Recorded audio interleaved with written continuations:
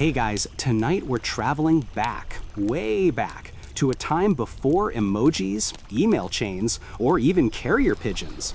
You're standing on the edge of an ancient road that runs like a brown ribbon across a sun-baked landscape. The air smells faintly of dust and oil, maybe a bit of donkey. In front of you stretches the Royal Road, the great artery of the Persian Empire. You can almost hear the rhythm of hooves in the distance, each beat carrying a secret, a command, a whisper from one side of the world to the other. Somewhere out there, a courier is galloping across 2,700 kilometers of earth and stone, and you're about to follow him. You probably won't survive this, unless you can run a marathon every day for a week, sleep beside your horse, and dodge the occasional arrow. So before you get comfortable, take a moment to like the video and subscribe, but only if you genuinely enjoy what I do here. And if you're watching from somewhere with a bit more air conditioning than ancient Persia, tell me where you are and what time it is right now down in the comments. Now dim the lights, maybe turn on a fan for that soft background hum, and let's ease into tonight's journey together. The Royal Road is quiet tonight. You walk beside a cracked milestone, its surface worn smooth by centuries of passing hooves. The moonlight drapes itself over the plains like silk, and somewhere far ahead, the horizon glows faintly, perhaps the torchlight of a way station, or maybe a mirage playing tricks on your sleepy eyes. You take a slow breath. The air feels heavy with history. This stretch of road once connected Sardis, near the Aegean coast, all the way to the Persian capital of Susa, an impossible span of land that the Persians somehow tamed into order. You can almost sense the invisible pulse of communication here. Kings speaking to governors, merchants whispering to clients, soldiers passing coded orders. It's like standing inside the world's first internet cable, except this one is made of dirt, sweat, and horsehair. The Persian Empire wasn't just a country, it was a civilization stitched together from dozens of others. Around Pansat Punsat BCE, under Darius the Great, the empire reached from the Indus River to the Mediterranean Sea. That's roughly 5.5 million square kilometers. To put that in modern terms, imagine trying to manage an empire that covers 30 modern countries without so much as a telegraph wire. It's no wonder they needed a postal system that could move faster than rumor. You kneel to touch the packed earth beneath your fingers. This very road was laid by thousands of hands, engineers, soldiers, slaves, each stone a small act of empire. Darius didn't invent the road. Parts of it had been used for centuries by the Assyrians and Babylonians, but he organized it, extended it, and, more importantly, made it official. It became the empire's lifeline, carrying not just messages, but control itself. Historians still argue whether the Royal Road was paved in stone or simply a series of compacted dirt tracks reinforced with gravel. Either way, it was surprisingly well maintained. You picture teams of workers patching holes, repairing bridges, and occasionally waving at yet another dusty courier flying past. A message could travel from Susa to Sardis, roughly 2,700 kilometers, in just 7 days. That's faster than some modern postal systems. You hear the distant thunder of hooves again. A courier approaches, his silhouette growing clearer against the horizon. He's riding hard, his horse's mane flicking like ink strokes across the twilight. When he reaches you, he barely slows, tossing a glance that says, "You're standing on government property." Then he's gone again, leaving a trail of dust that lingers like smoke. It's mesmerizing, this dance of endurance and discipline. The Persians called these riders the Angarium, a word so enduring that it echoes in our modern word Angaria, meaning compulsory service. The whole system was like a chain of perfectly timed relays. Every few miles stood a way station stocked with fresh horses, food, and sometimes a bed of straw for the weary. Each courier would ride full speed to the next station, swap mounts, and continue without delay. Messages never slept, even when men did.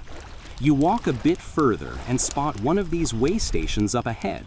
A square stone building stands alone under the stars, its single torch flickering. A pair of guards nod as you pass, one chewing dates, the other pretending not to be asleep.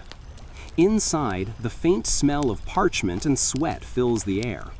On a wooden table, wax-sealed scrolls are arranged in neat stacks, each marked with the royal seal. Some are urgent orders, others might just be tax reports or lists of tribute gifts. Gold from Lydia, cedar wood from Phoenicia, spices from India. You pause beside a courier who's unrolling a scroll, eyes squinting in the torchlight.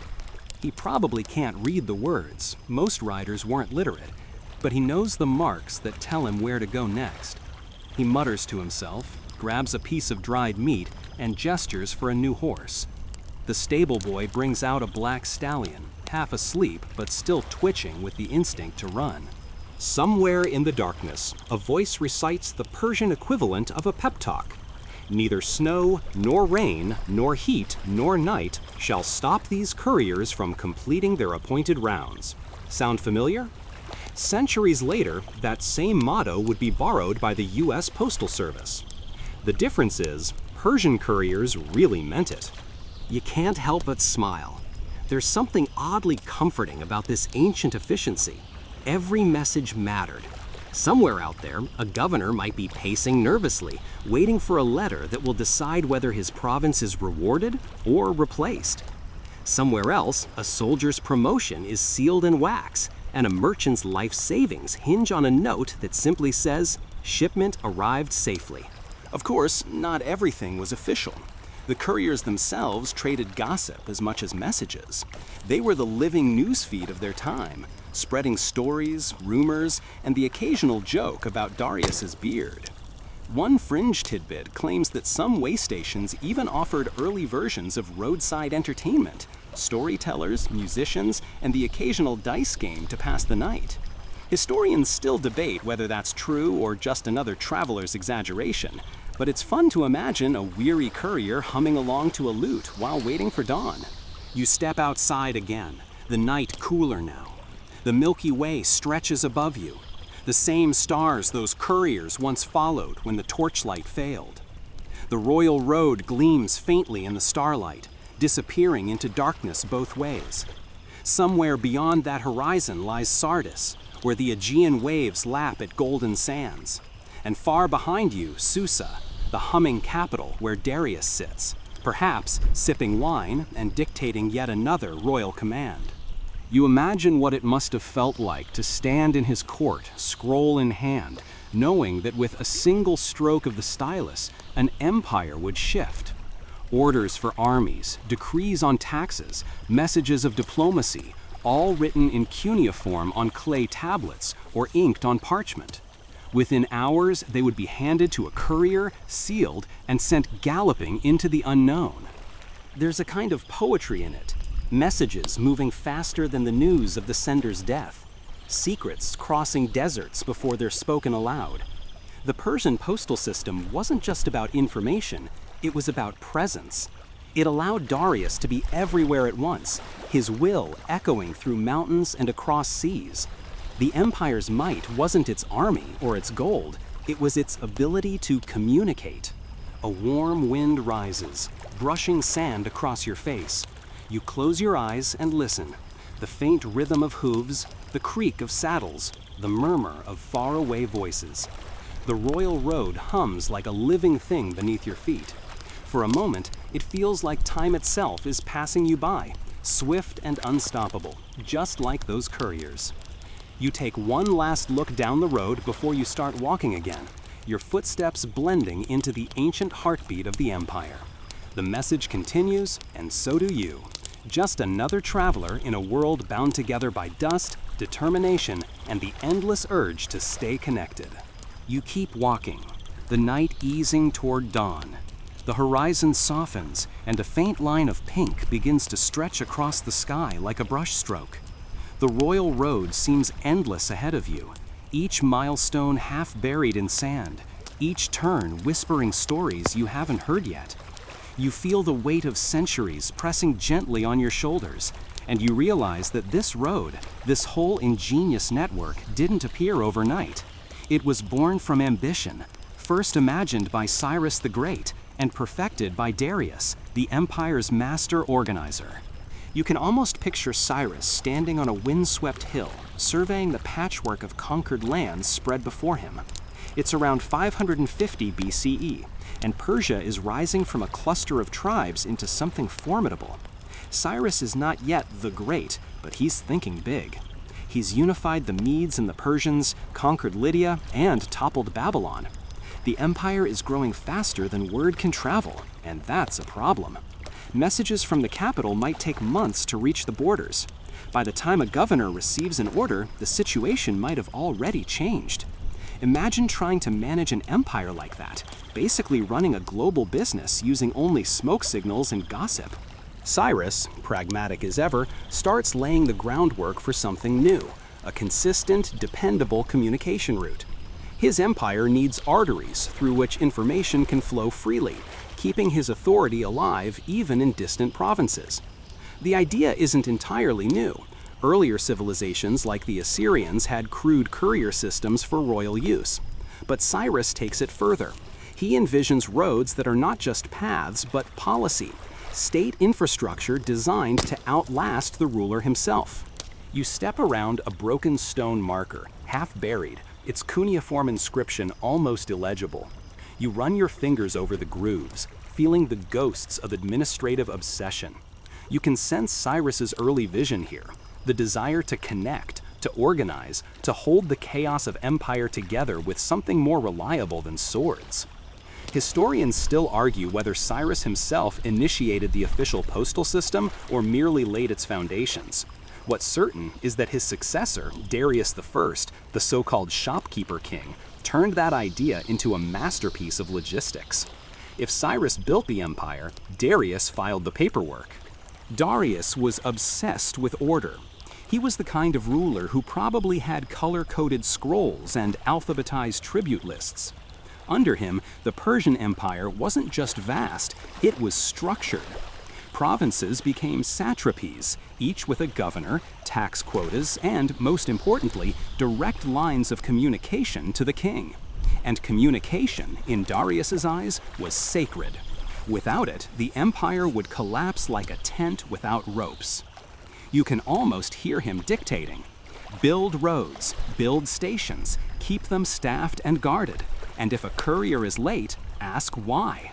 It's no coincidence that Herodotus, the ever-chatty Greek historian, wrote admiringly about Darius's system. Even Greece, the land of philosophers and storytellers, couldn't help but respect the precision of Persian administration. Darius didn't just command armies, he commanded information. You reach a stretch of road that curves gently into a shallow valley. A few scrubby trees cast long shadows, and the morning light begins to shimmer on their leaves. You imagine what this place must have looked like 2,500 years ago, bustling with caravans, soldiers, and traders. But among them, the royal couriers always stood out, cloaked in official insignia, their path unobstructed, their purpose unquestioned. The royal road may be remembered as a physical highway, but it was also a symbolic one. To the Persians, it represented unity, the idea that every province, no matter how remote, was still connected to the heart of the empire. Darius's messengers could deliver a royal command to the farthest frontier faster than any rebellion could begin. It was control through speed. You pass a weathered bridge, its stone arches still sturdy despite the centuries. A trickle of water runs below, catching the early sunlight. Bridges like these were part of Darius's vision. He knew that a message delayed by a river crossing might as well be lost, so he ordered the building of infrastructure, bridges, ferries, rest stops along the major routes. It's said that he divided the empire's main roads into standardized segments, each roughly a day's ride apart, so every courier knew exactly where relief awaited. And this is where the magic of Persian bureaucracy begins to shine. Every stop was accounted for, every horse recorded, every messenger watched. Darius even appointed inspectors, men known as the eyes and ears of the king, to ensure that the couriers did their jobs efficiently. It's comforting in a slightly terrifying way. Imagine your boss having spies stationed every 50 miles just to make sure you mailed your report on time. One quirky detail preserved by later writers suggests that couriers carried small metal tokens stamped with the royal emblem. These served as identification, an early version of an employee badge. Historians still debate whether these tokens were actually used or just symbolic, but if true, it shows how seriously the Persians treated their communication network. This wasn't just about messages, it was about legitimacy. As you continue along the road, the sun fully rises, painting the sky in soft gold. The air vibrates faintly with heat, and you catch sight of a caravan ahead. Merchants carrying fabrics and jars of oil, walking alongside camels piled high with goods. They step aside respectfully as a courier gallops past, dust flying behind him. Even traders knew better than to block a royal messenger. The Ungarium had priority over all other traffic. Delaying them, even by accident, could be punished severely. Some accounts claim with death, though historians still argue whether that's exaggerated Greek drama or actual Persian law.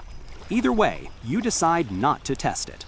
You stop at a milestone carved with elegant old Persian script. The markings indicate distance, perhaps from Susa, the imperial capital. Darius's road system was standardized down to measurements, every milestone carefully placed to record distance and aid navigation. Think of it as the ancient equivalent of GPS, except the only voice giving you directions belonged to your horse's instinct. What's remarkable is how Darius's postal network didn't just serve royal purposes. Over time, traders and officials began using the same routes for commerce and correspondence.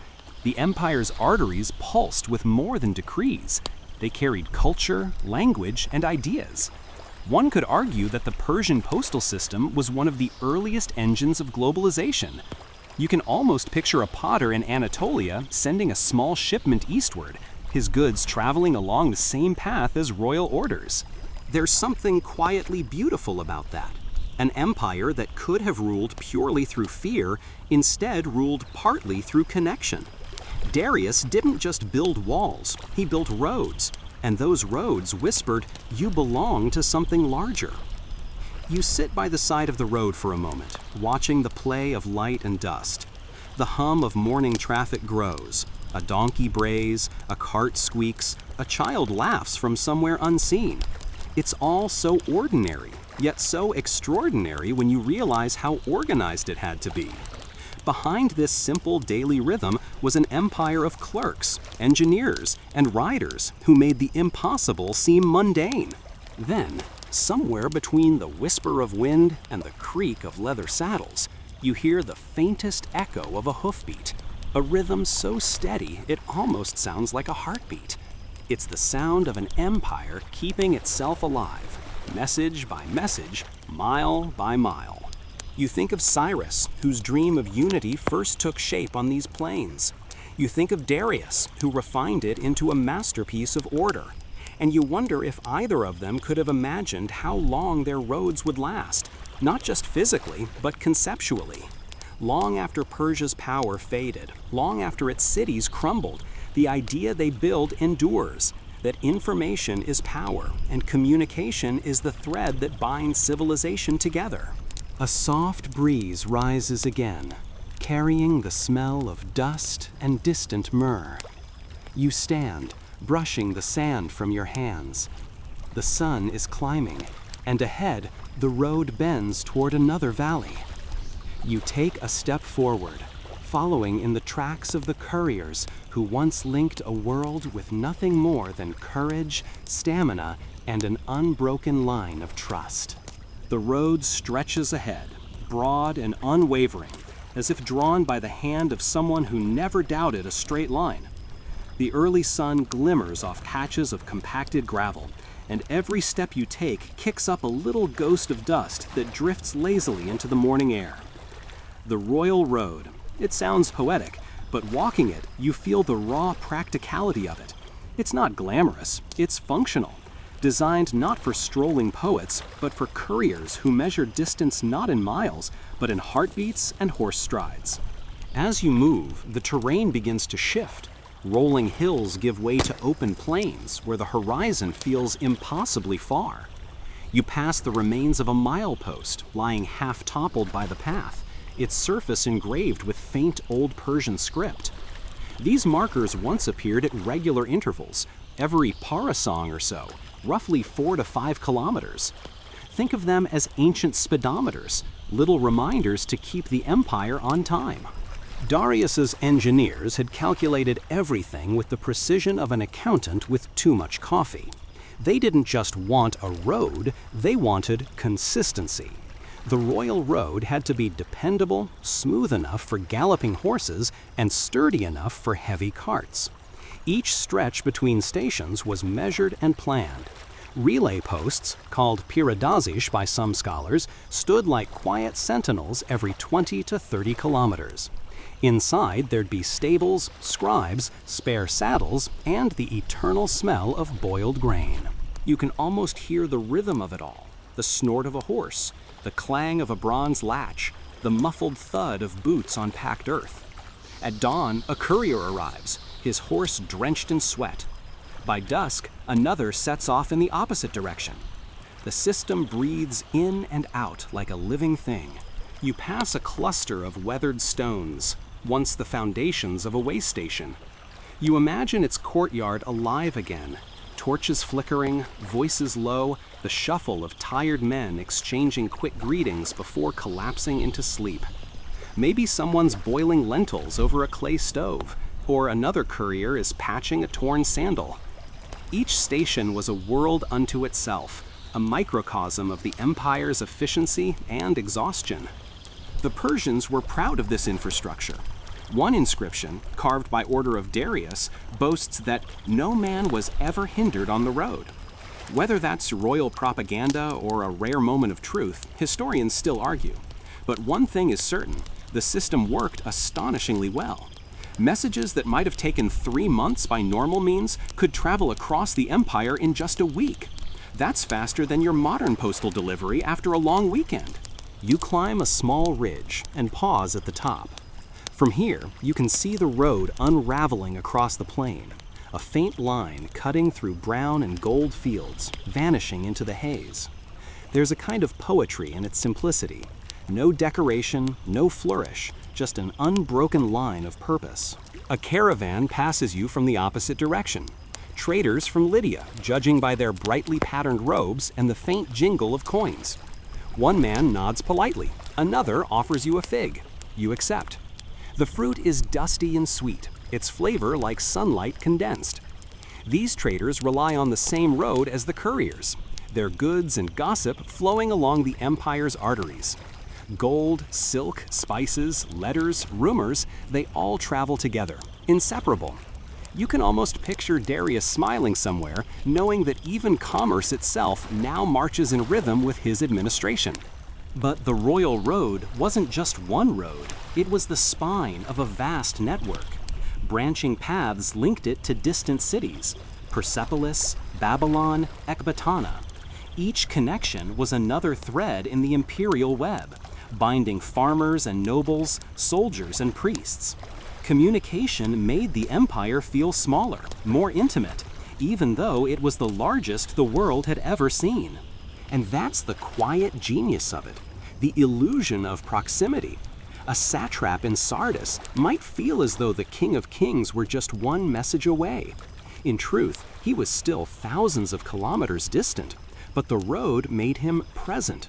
It's a bit like today's Wi-Fi signal, intangible but powerful, invisible yet binding everything together. You continue walking as the heat begins to rise, the road shimmering faintly ahead of you. You pass a group of laborers repairing a section of the track, men in linen tunics, shoulders glistening with sweat. They nod to you as they tamp the gravel with wooden mallets. Maintenance was constant in the Persian system. The empire couldn't afford broken roads any more than a body can afford blocked arteries. One of the workers grins and waves a handful of tarred rope used to bind stones together. You wave back, wondering how many of these laborers realized they were part of one of humanity's first great experiments in logistics. Probably none. To them, it was just another day of backbreaking work under the watchful eye of a foreman. To Darius, it was another brick in the invisible wall that held his empire together. You find yourself thinking about how far this all reached. From Sardis, near the Aegean, all the way to Susa, near the Persian Gulf. 2,700 kilometers of coordination. Herodotus, ever the enthusiastic storyteller, described the courier system in almost reverent tones. Neither snow, nor rain, nor heat, nor darkness of night prevents these couriers from completing their appointed course with all speed. The phrase still echoes through time, engraved on a New York post office building 2,400 years later. It can't help but chuckle. Bureaucratic pride, it seems, never goes out of style. But beneath the admiration lies something deeper: awe at how human determination can conquer geography. The Royal Road crossed mountains, rivers, forests, and deserts, each stretch demanding a different kind of engineering. Bridges spanned the Tigris.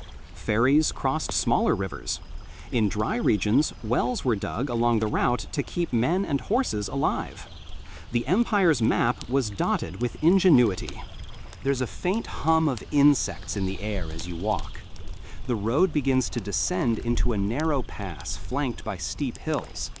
Somewhere above, a hawk circles lazily, its shadow gliding over you. You can almost imagine that same bird flying centuries ago, watching the same scene unfold. Riders streaking across the plain below, their cloaks billowing like banners. At one bend, you find the remains of a carved relief, barely visible now, but still proud. A figure of a man on horseback, stylized in the Persian fashion, one arm extended forward as if in eternal motion. Maybe it was meant to commemorate the couriers, or perhaps it was just a local artist's tribute to the power of speed. The details are lost to time, but the feeling remains, that sense of unstoppable purpose. One quirky story you remember comes from a later Greek traveler who claimed that Persian couriers sometimes carried small bells tied to their saddles so that station keepers could hear them approaching from afar. Whether that's true or not, historians still debate, but you can imagine the sound, soft jingles cutting through the still desert air, a gentle warning that news was coming, the empire's pulse made audible. By midday, the sun is high and unforgiving. You stop to rest under a sparse acacia tree. The shade is patchy, but enough to cool your thoughts. From here, you can see the faint shimmer of heat rising off the road, making it seem to ripple like a living thing. It's strange to think that every part of this system, from the milestones to the stable boys, was meticulously planned by a man who ruled millions he would never meet. Darius's true genius wasn't in conquest, but in connection. He understood that control isn't about force, it's about communication. You sip a little water and lean back, letting the hum of the afternoon lull you. The road stretches on, constant and unhurried, the same way time does when you stop resisting it. Maybe that's the real secret of empire, learning how to synchronize your heartbeat with the rhythm of the road. You rise again, brushing sand from your robes. Ahead, the royal road continues, steady, silent, eternal. You follow it, not because you have a message to deliver, but because you've begun to understand what the Persians knew long before us, that roads are stories carved into the earth, and every footstep, every hoofbeat is just another line in the tale. You spot the next way station long before you reach it. A square silhouette rises from the horizon like a mirage, its mud brick walls glowing warm under the late afternoon sun. A few thin plumes of smoke curl upward from the roof vents, mingling with the haze of dust that forever hangs above the royal road. As you draw closer, the faint sounds of life reach your ears. Hooves stamping, men shouting softly, the bark of a stray dog who seems perpetually unimpressed by couriers. The station isn't grand. None of them are. But it's functional, rectangular, with high outer walls to keep out thieves and wind.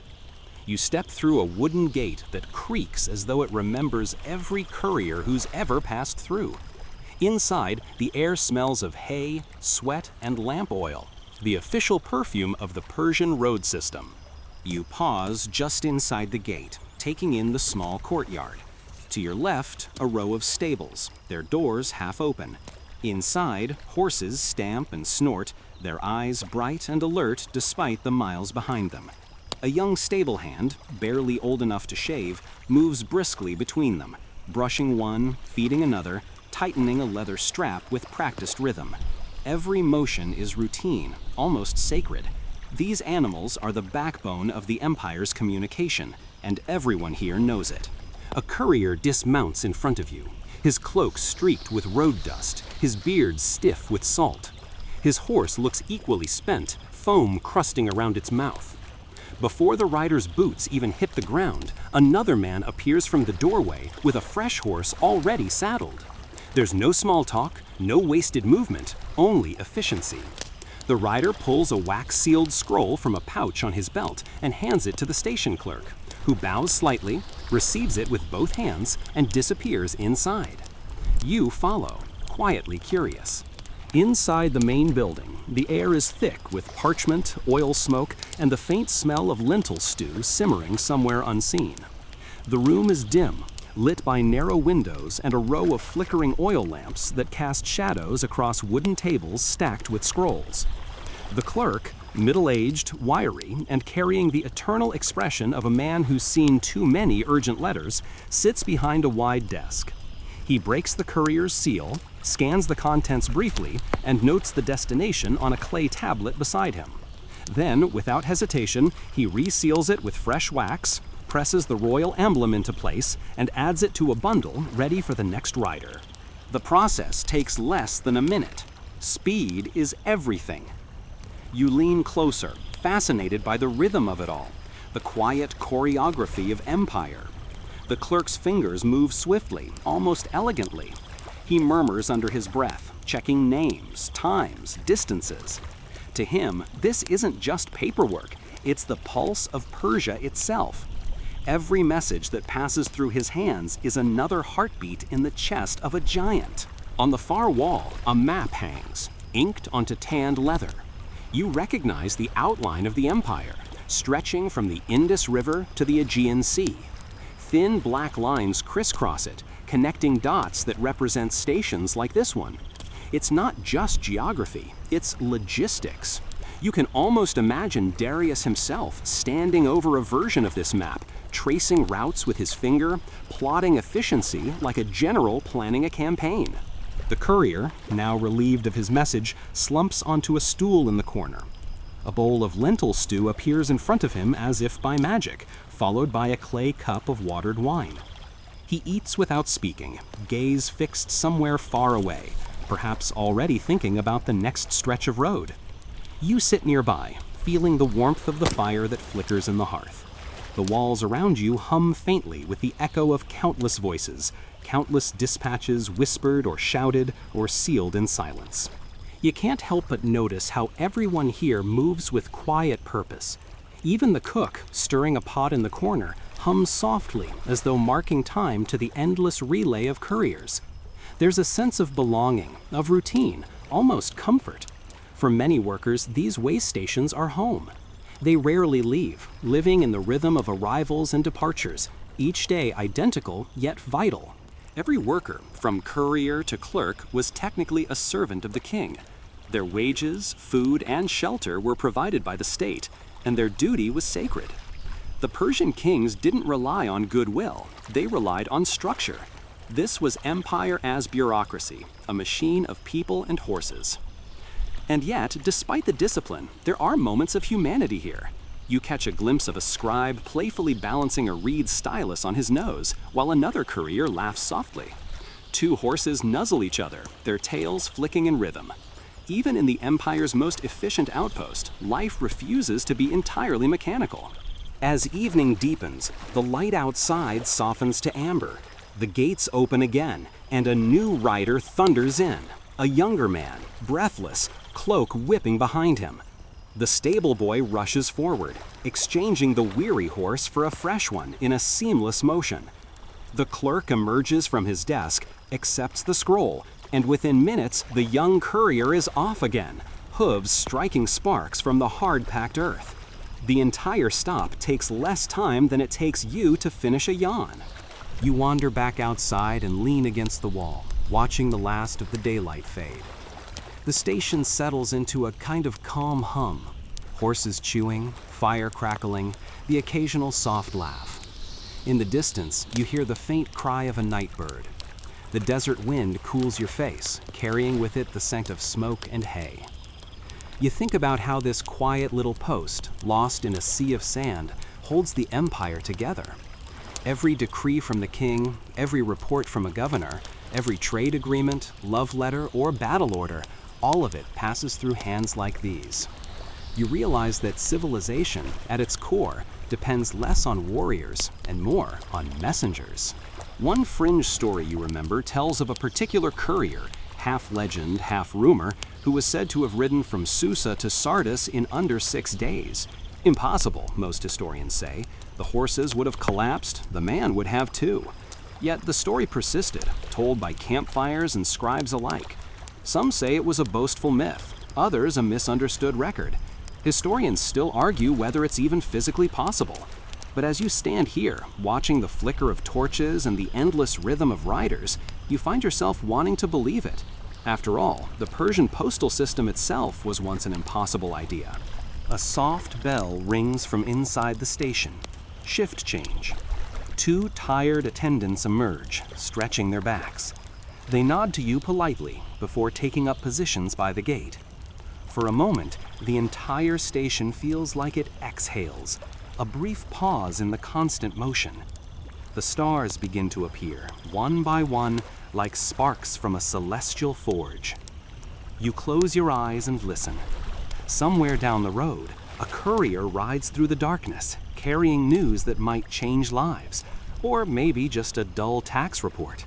It doesn't matter. What matters is that he rides, and that someone will be waiting for him at the next post. The Royal Road isn't just a route, it's a conversation, stretching across time and land. Every hoofbeat is a syllable, every station a comma. And here you are, resting in the middle of a sentence that never truly ends. You open your eyes again. The torches burn lower. The last courier of the night is gone, swallowed by the desert silence. Behind you, the clerk yawns and extinguishes a lamp, muttering something about early riders. You pull your cloak tighter, lean against the wall, and gaze up at the stars. For the first time tonight, the Empire feels almost human, a vast machine powered by the small, steady labor of people like these. And just before sleep nudges at the edge of your thoughts, you realize something quietly profound. This isn't just the story of couriers and kings. It's the story of connection itself, the endless, stubborn desire to reach across distance and say, "I'm here." Morning breaks over the desert in that quiet, almost apologetic way it does in this part of the world. First a thin gray line over the horizon, then a wash of pink that spills over the sand and stone like diluted wine. You stretch stiffly in your saddle as the first light catches the roofs of the way station behind you. Another day, another stretch of the Royal Road. You nudge your horse forward, hooves crunching softly against the packed earth. The air still holds a nighttime chill, the kind that bites your fingers and seeps into your sleeves. Somewhere behind you, a rooster gives an indignant crow, as if offended that dawn has dared to interrupt his sleep. You smile, though the desert doesn't notice. It never does. Soon the world is fully awake. You pass a small caravan heading the other way, 3 donkeys laden with sacks of dates, a merchant on a dappled horse, and his teenage son trying his best not to look bored. They pull aside as you approach, bowing briefly at the sight of the courier's seal on your satchel. The king's messengers always have the right of way. You nod in return and keep riding, the road stretching endlessly ahead. The Royal Road itself is a masterpiece, flat, straight, and somehow eternal. It's said that Darius ordered it built atop older trade paths, a kind of renovation of the ancient world. Workers paved the most important stretches with tightly fitted stones and compacted gravel, while other sections, like this one, are hardened clay, firm enough to withstand years of hooves and sandals. Every few miles, you pass a stone marker carved with the emblem of the winged Faravahar, symbol of divine protection. It's both a road sign and a reassurance. You're still on the king's path. You can almost imagine Darius himself inspecting the first milestone centuries ago, squinting against the sun and thinking, yes, this will do nicely. And he was right. The royal road wasn't just a path for couriers, it was a spine for the empire. From Susa in the east to Sardis in the west, over 2,700 kilometers, connecting cities, markets, temples, and lives. Messages that once took months to deliver could now travel in days. Trade thrived, armies moved efficiently, and culture flowed freely between lands that had once been strangers. Historians still argue whether the Persian engineers truly built the road from scratch or simply formalized existing trade routes, but the truth is probably both. Empires rarely create, they refine. You ride on, passing through open plains that shimmer in the heat like molten glass. Occasionally, a lone acacia tree offers a patch of shade, just enough for a quick rest. You stop beneath one such tree, your horse grateful for the break. From your satchel, you pull out a small water skin and a handful of dried figs. The sweetness of the fruit lingers on your tongue as you look out over the landscape. The silence here isn't empty, it's full. Full of wind, of the faint hum of insects, of unseen birds calling in the distance. It's the kind of silence that reminds you how far you are from everything else. And yet, you're not alone. Somewhere ahead, another courier rides. Somewhere behind, another follows. The entire empire breathes together through this network of riders, this invisible thread. A memory surfaces, something one of the clerks at the last station mentioned over dinner, how the courier's motto has become almost a proverb across the empire. Neither snow, nor rain, nor heat, nor darkness of night stays these couriers from the swift completion of their appointed rounds. He'd said it with mock gravity, lifting his clay cup in a toast. Everyone had laughed, but you suspect they all secretly believe it. You mount up again and continue westward, the sun climbing higher now. The world is painted gold and white, your shadow stretching long ahead of you. As you ride, you notice a small mound off to one side of the road, a ruined watchtower perhaps. You veer closer, curiosity tugging at you. The tower is half collapsed, its mud bricks crumbling back into dust. A faded carving still clings to one wall, a pair of winged bulls facing each other, the ancient symbol of royal guardianship. You imagine the watchman who once stood here, scanning the horizon for riders, maybe passing time by carving his initials somewhere in the stone. You find them, barely legible Persian cuneiform scratched into a corner. It's oddly comforting, like a whisper from a long-dead colleague. Still riding? Me too. You can't help but chuckle softly to yourself. 3 jokes into the morning, and you've made exactly one of them aloud, to a ruin. You hope the horse appreciates it. The road climbs gradually now, curling through a low pass between hills the color of old copper. Up here, the wind picks up, tugging at your cloak and carrying the smell of thyme and dust. A small herd of goats scampers across the road ahead, watched by a shepherd who looks entirely unimpressed by the concept of empire. He gives you a lazy wave. You nod back. Neither of you says a word. Words feel unnecessary in this kind of landscape. After several more miles, the ground levels out again, revealing a cluster of small huts in the distance. Farmers, perhaps, or potters. You catch the faint sound of laughter, of a child shouting. Civilization in miniature. You remember that much of the royal road passes through lands where local tribes maintain their own customs and dialects, yet all recognize the same authority. Taxes, after all, transcend language. You pause for water at a shallow stream crossing, where the empire's engineers have cleverly built a small stone causeway. As you refill your water skin, you spot a carved inscription near the edge, a dedication to Darius himself, praising his vision that made the lands one. You wonder if the workers who carved it grumbled as much as modern laborers do. Probably. Some things never change. There's a quiet grandeur to the road itself, a reminder that power doesn't always roar. Sometimes it hums quietly through the steady rhythm of hooves and wheels, through couriers and clerks, through the simple, stubborn act of connection. By midday, the heat has become heavy. Waves of mirage shimmer ahead, distorting the horizon into liquid movement. Your horse snorts irritably. You can't blame him. You both long for the next way station, where shade and water, and maybe lentil stew, await. To distract yourself, you begin reciting from memory the stories you've heard of the road's creation. One says Darius personally tested every segment, riding from city to city disguised as an ordinary traveler. Another claims he sent royal inspectors to measure distance using nothing but lengths of rope. Historians still argue whether these tales have any truth, but you prefer to imagine the great king himself bumping along the rough track, muttering about potholes and poor paving. As the sun begins its slow descent, you finally spot the next way station in the distance, a low rectangle of stone and timber nestled against a ridge. Relief washes through you like cool water. The scent of smoke drifts faintly on the breeze, promising warmth and food.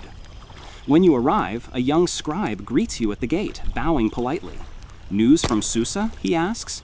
You nod and hand over your satchel. He hurries inside, calling for the clerk. Within moments, another rider emerges, already tightening the straps on a fresh mount. The exchange happens so smoothly it feels rehearsed, as though the empire itself has learned to breathe in rhythm. You're offered a seat by the fire while your horse is watered. The stew tonight smells richer, perhaps with a hint of cumin or garlic. You eat slowly, letting the warmth sink into your bones. Around you, the station staff move like clockwork, each task done with quiet precision. You realize that the road isn't just an engineering marvel, it's a living institution, powered by countless unseen hands. You lean back, full and drowsy, staring into the flames. Outside, the night deepens again, stars reappearing over the vast roof of Persia. Somewhere beyond them lies Sardis, the end of the road. But for now, you're content to rest here in the middle, between duty and dream, between east and west. The fire pops softly. Someone hums an old tune about a courier who outran the wind. You smile faintly, eyes half closed, the road's rhythm echoing in your heartbeat. Tomorrow, there will be more dust, more miles, more quiet miracles of movement. But tonight, there's only warmth, and the faint thought that maybe, just maybe, connection is the true mark of civilization. You wake to the sound of a rooster again, though this one seems far more confident about its purpose in life. The station's courtyard is already stirring when you step outside, the sky still bruised with pre-dawn light. Couriers are mounting up, attendants are hauling water buckets, and the smell of flatbread baking over coals drifts through the air. You stretch, rub the stiffness from your shoulders, and feel that familiar mix of anticipation and weariness that marks every new day on the Royal Road. Your horse, fresh, sleek, and already saddled, snorts impatiently as you swing into the saddle. The scribe from last night's post hands you a sealed packet, its wax gleaming faintly in the torchlight. He gives a curt nod. "Royal dispatch," he murmurs, "fast as you can." You nod in return, though there's no need to say, "of course." There's never anything but fast. And with that, you're off again. Hooves clattering, wind biting, horizon unfolding like an endless parchment waiting for ink. The land changes subtly as you ride. The flat plains give way to gentle hills, their slopes speckled with olive trees and the occasional shepherd's hut. The air smells greener here, fresher, alive.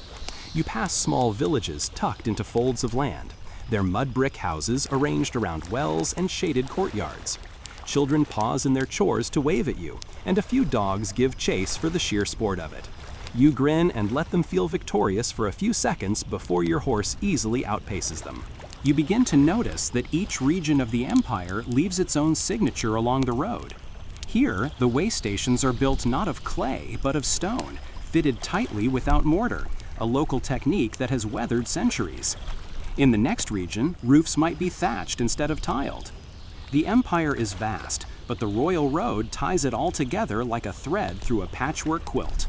A group of travelers appears ahead. 3 soldiers, judging by their short spears and bronze helmets, escorting a wagon piled with scrolls and crates. They step aside as you approach, giving you respectful nods. Couriers, after all, outrank almost everyone on the road. "From Susa?" one asks as you pass. You nod, and he calls after you. "Tell them we're still waiting on the tax ledgers." You smile. Bureaucracy, it seems, is eternal. As the morning warms, you crest a low ridge and catch your first glimpse of a city shimmering in the valley below. The sight takes your breath for a moment, not because it's enormous, but because it's alive. Columns of smoke rise lazily from dozens of hearths, and you can just make out the glitter of a temple dome. A cluster of tall date palms surrounds the outskirts, marking the presence of water. This is one of the larger administrative hubs along the Royal Road, a city where messages converge, are copied, redistributed, and sent out again like ripples from a dropped stone. You ride through the gates, greeted by guards wearing the king's colors. They inspect your seal and wave you through instantly. Inside, the streets are wide and surprisingly clean, paved with worn flagstones polished by centuries of sandals. Vendors are setting up their stalls, baskets of figs, jugs of wine, bright bolts of linen. You pass a group of musicians tuning their lutes under a canopy, and for a moment, the melody of strings mingles with the rhythmic clop of your horse's hooves. The city is waking, and it feels like the empire itself breathing in. You make your way toward the central post house, a sprawling courtyard surrounded by stone porticos. Couriers are everywhere, arriving, resting, swapping stories in a dozen dialects. The air hums with motion. A few pigeons flutter down from the roof, scavenging bits of grain. Inside, the central hall is organized chaos.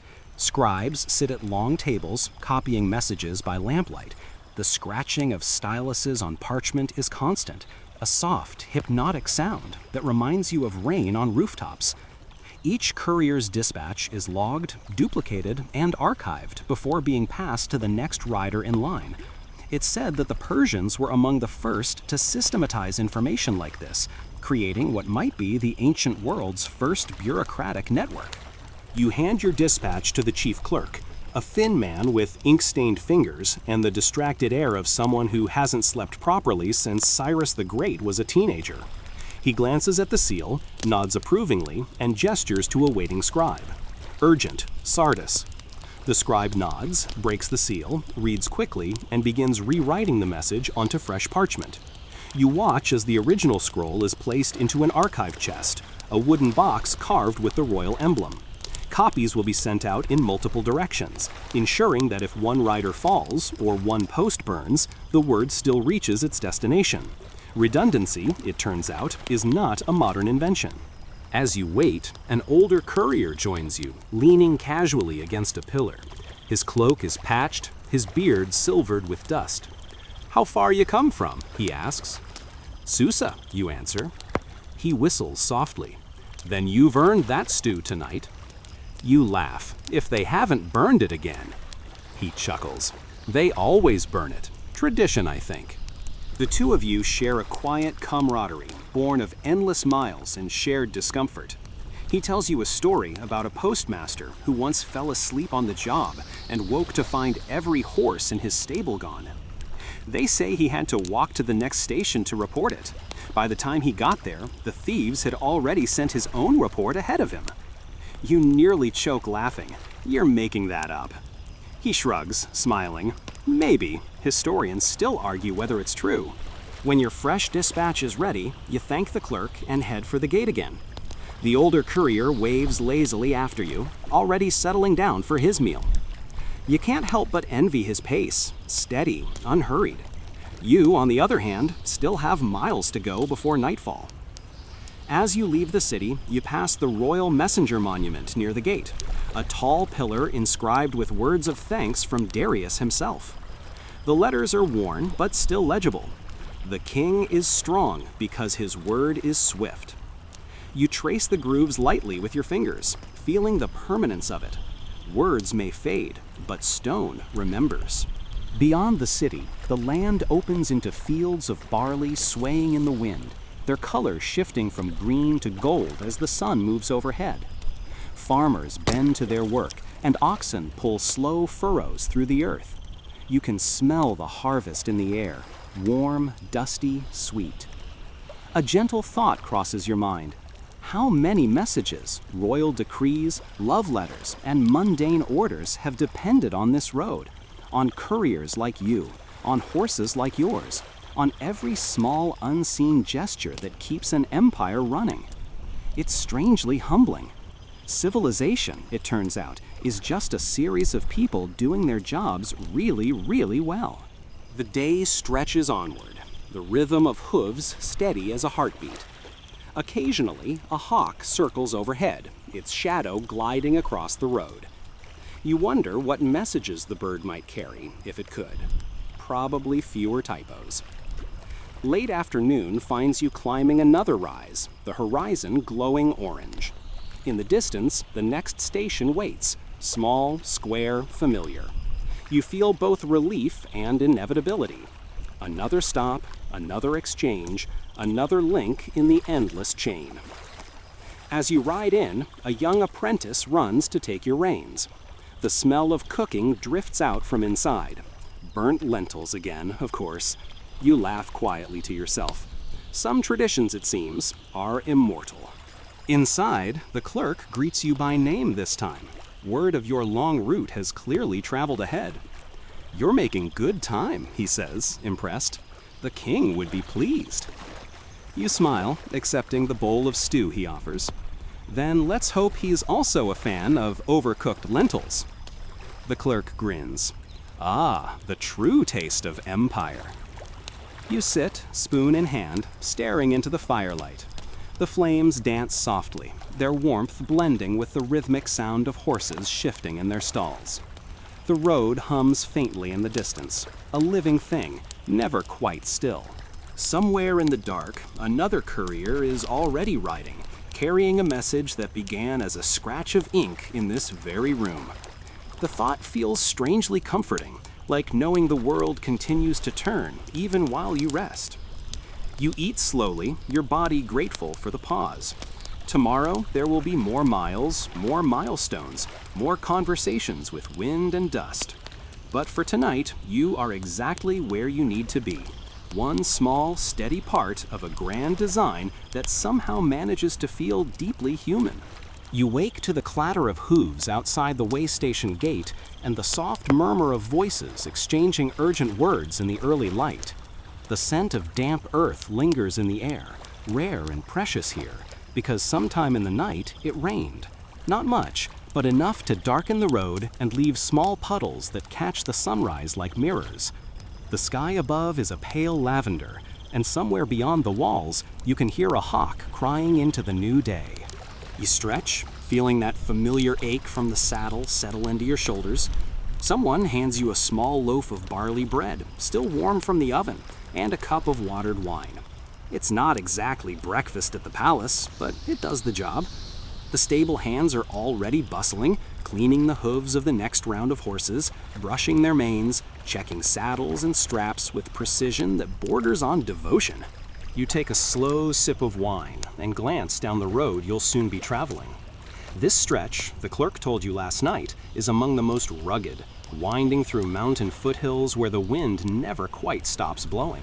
It's also where the Empire's engineers showed off their most impressive tricks. You mount up, give a lazy wave of thanks to the clerk, and start your ride. The first few miles are smooth and open, but soon the road begins to climb. The landscape shifts from open plain to rocky ridges, where tufts of dry grass cling stubbornly to cracks in the stone. The wind carries a chill now, sharper than before, tugging at your cloak. The royal road doesn't fear terrain. It bends when it must, carves when it can't. You see it here.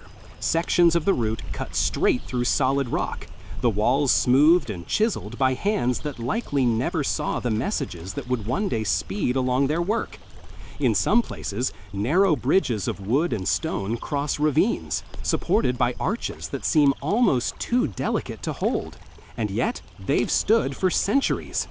You pause at one such bridge to admire it. Below, a stream glitters faintly, winding between boulders before vanishing into the folds of the land. On a carved stone near the base, someone long ago etched an inscription: "Built in the reign of Darius, by the will of the king, for the swiftness of his word."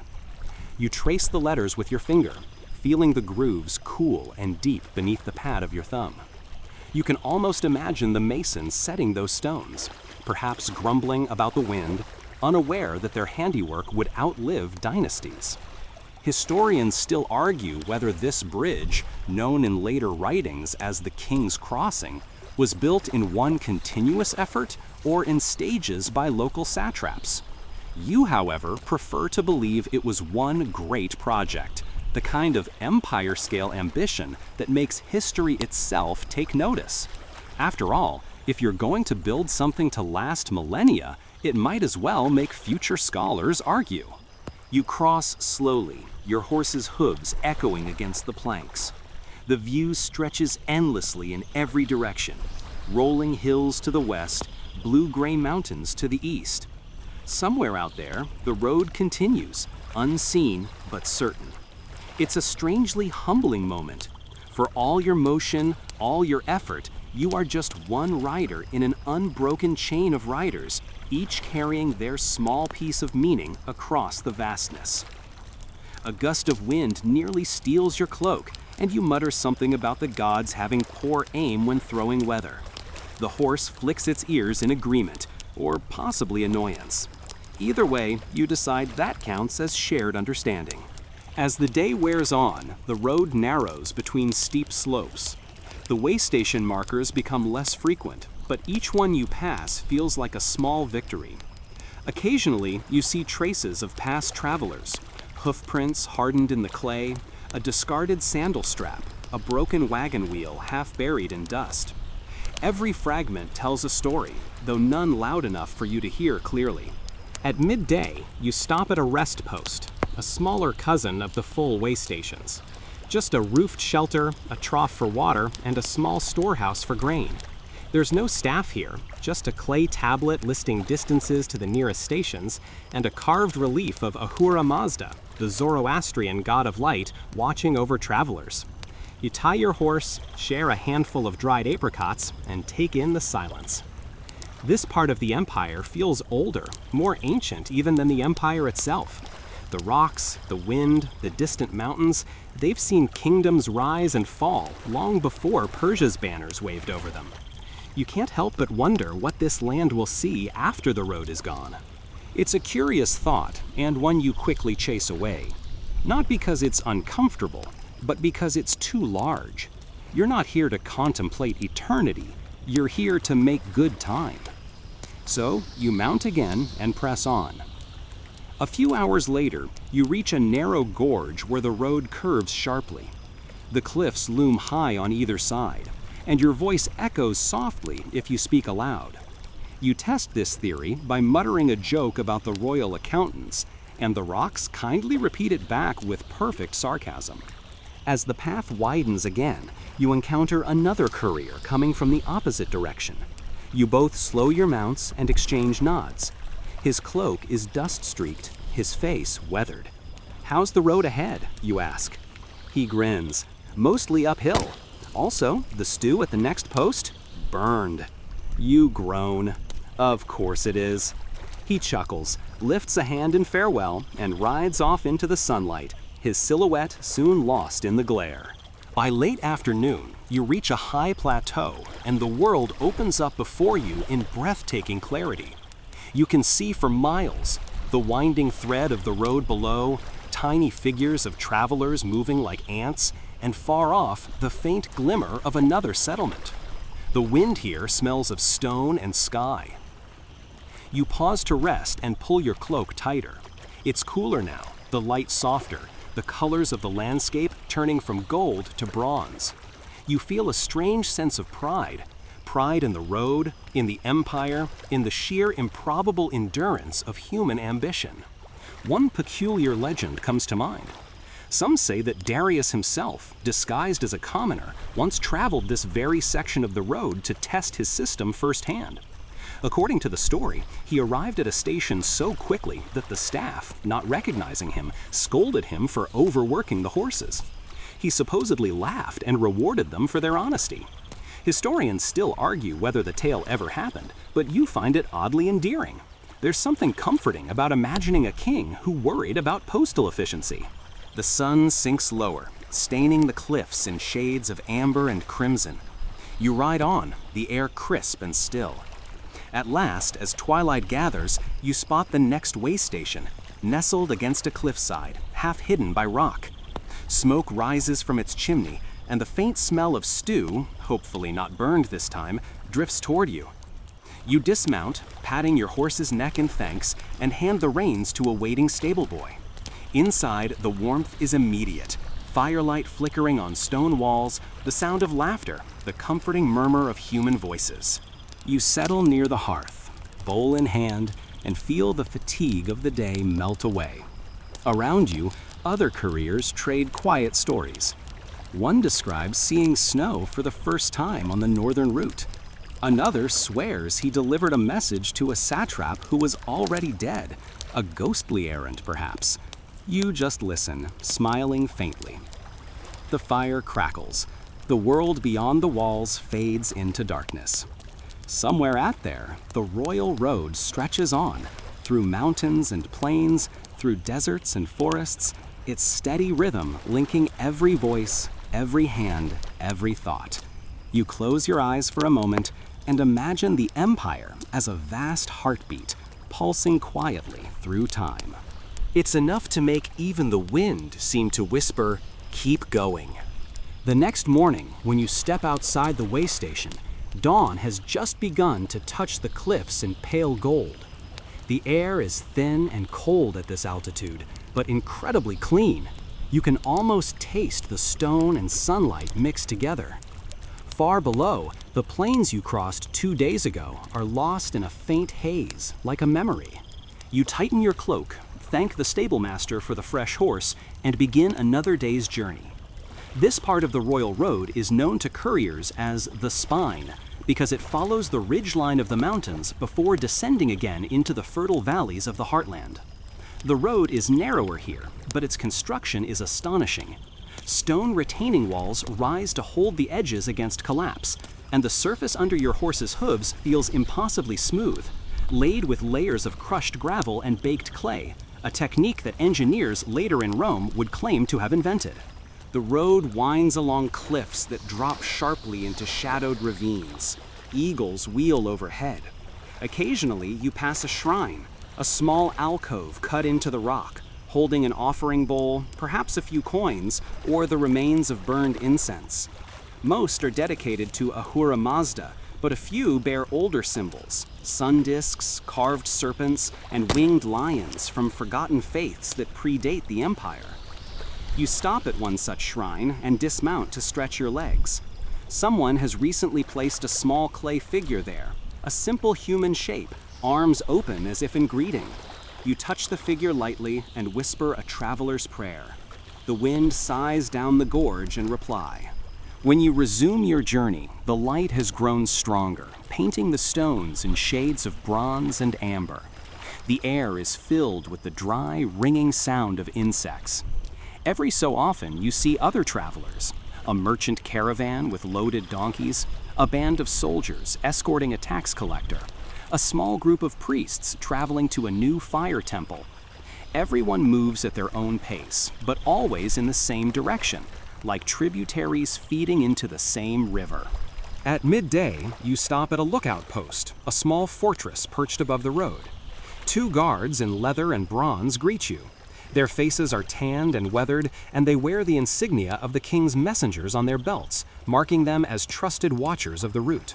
One of them offers you water from a goatskin flask. "Anything to report?" you ask. "Nothing unusual," the guard says, squinting into the distance. "A caravan passed at sunrise, bound for Susa. Said they'd seen signs of bandits farther west, but they always say that. You nod. The road's safety is famous, yet rumors travel faster than riders. The truth is, the king's justice extends far along these stones. Even the thought of ambushing a courier would be madness. Punishment is swift and terrible. The royal road is sacred ground, not just for messages, but for the idea of the empire itself. You take a few moments to admire the view from the outpost. To the north, the road twists down through hillsides spotted with olive trees and small farms. To the south, the mountains rise higher, snow visible even now.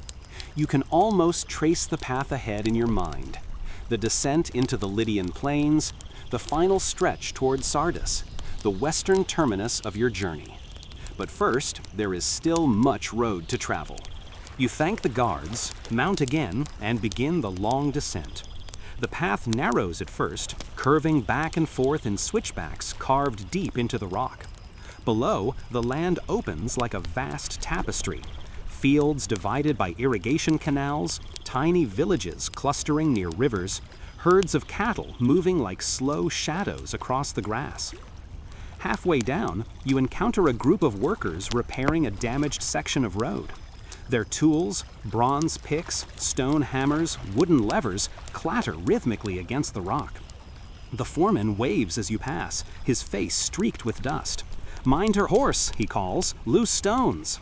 You slow to a walk and watch their work for a moment. Each stone they lay fits precisely, locked together like pieces of a puzzle. The royal road, you realize again, isn't just an engineering marvel. It's a living thing, constantly maintained, rebuilt, and tended by hands that may never know the full reach of what they serve. By late afternoon, the land levels out and the air grows warmer. You begin to smell grass and hear running water. The road here is lined with sycamores, planted long ago to give shade to travelers. Their branches arch overhead, dappling the light. You pass a group of children chasing each other near a village well. One of them points at you and shouts, "Messenger of the king!" The others stop and stare as you ride past, their eyes wide with excitement. You lift a hand in mock salute, and they giggle and wave back. It's a small moment, but it makes you smile. To them, couriers must seem like figures from stories, riders who appear out of nowhere, bearing the words of kings, vanishing again into the horizon. As evening approaches, you reach one of the largest waystations on the route, a fortified complex with high mud brick walls and a wide courtyard bustling with travelers. The smell of cooking drifts from the kitchen, lentil stew, roasted lamb, and flatbread baking on hot stones. You hand your horse to a groom, stretch your stiff legs, and wander inside. The interior is bright with lamplight. Merchants haggle over prices, a group of soldiers dice in the corner, and somewhere a musician plucks a soft melody on a stringed instrument. You find a seat near a wall and order food. While you eat, an old man at the next table leans over. His beard is long and silver, his eyes sharp. "You're from the courier line, aren't you?" he asks. You nod. "East route, from Susa." He whistles softly. "A long road. I traveled it once, years ago, as a clerk for the satrap of Cappadocia. 7 weeks, end to end." You smile. "Still about the same." He chuckles. "It always will be. The road doesn't change, only we do." You think about that as you finish your meal. The road indeed feels eternal, a thread binding together not just cities, but lives, generations, memories. The man's words linger even as you lie down to rest that night, the hum of conversation and the flicker of oil lamps fading into dream. You wake before dawn again.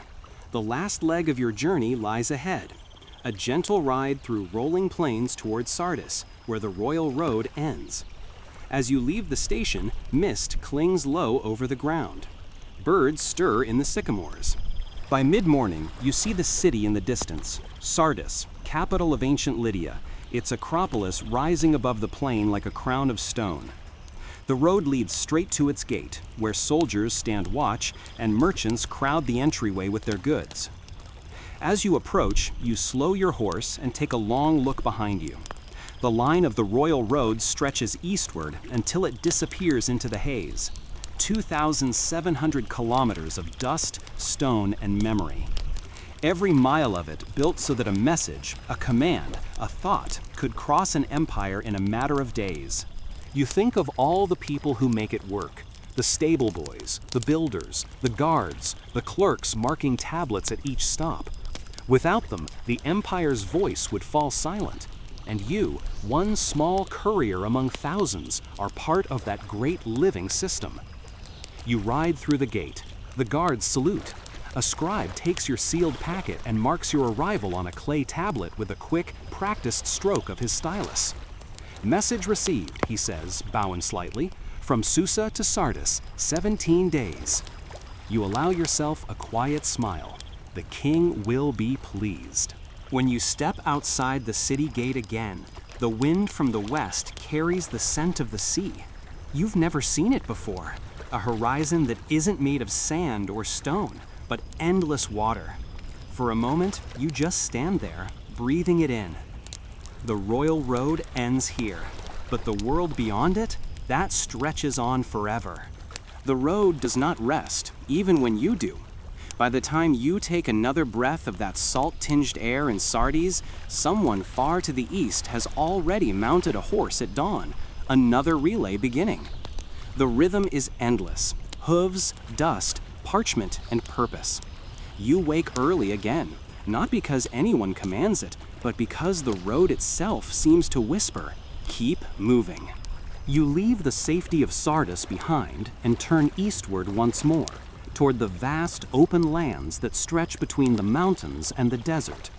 This is the part of the empire where the road breathes deepest.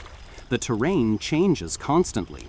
One moment rolling hills of scrub and thyme, the next a sun-bleached plain that glitters like hammered bronze. The couriers call this stretch the crossing. It's where messages begin their hardest test, not over mountains or rivers, but through the moods of the desert itself. Out here, the elements rule. Heat, dust, and wind are the true monarchs, and even the king's orders must bow to them sometimes. The horses snort uneasily as you ride. The air wavers with heat, though it's barely morning. The road is a pale line stretching to the horizon, each milestone a faint blur ahead. You shift in the saddle, feeling the grit already collecting at the corners of your mouth. There's a rhythm to desert travel. You learn to breathe slowly, conserve water, and wrap your face against the wind. Your horse knows it too. His pace adjusts, steady but never hurried, a living metronome ticking down the miles. After hours of monotony, you finally spot the next Paradasish station in the distance, a low cluster of mud brick buildings ringed by date palms. The mirage-like shimmer resolves into walls, gates, and the faint shapes of figures moving about. You almost sigh with relief. When you arrive, the station master greets you with the kind of professional indifference only practiced by men who've seen too many riders. "From Sardis?" he asks, wiping his brow. "Returning toward Susa," you reply. He nods. "Water your horse. Rest a moment. The next leg runs long, 54 stadia until the river crossing." You dismount, lead the horse to the trough, and watch the animal drink greedily. The water splashes against stone, cool and clean. You fill your own skin flask and sit in the shade for a while, listening to the faint rustle of palm leaves. The air smells of clay, sweat, and distant rain that never arrives. You pull a small scroll from your satchel, a simple inventory manifest, and check its seals. All intact. You could almost laugh. After everything this letter has endured, it's still crisp and unreadable to you, its secrets locked behind wax and royal authority.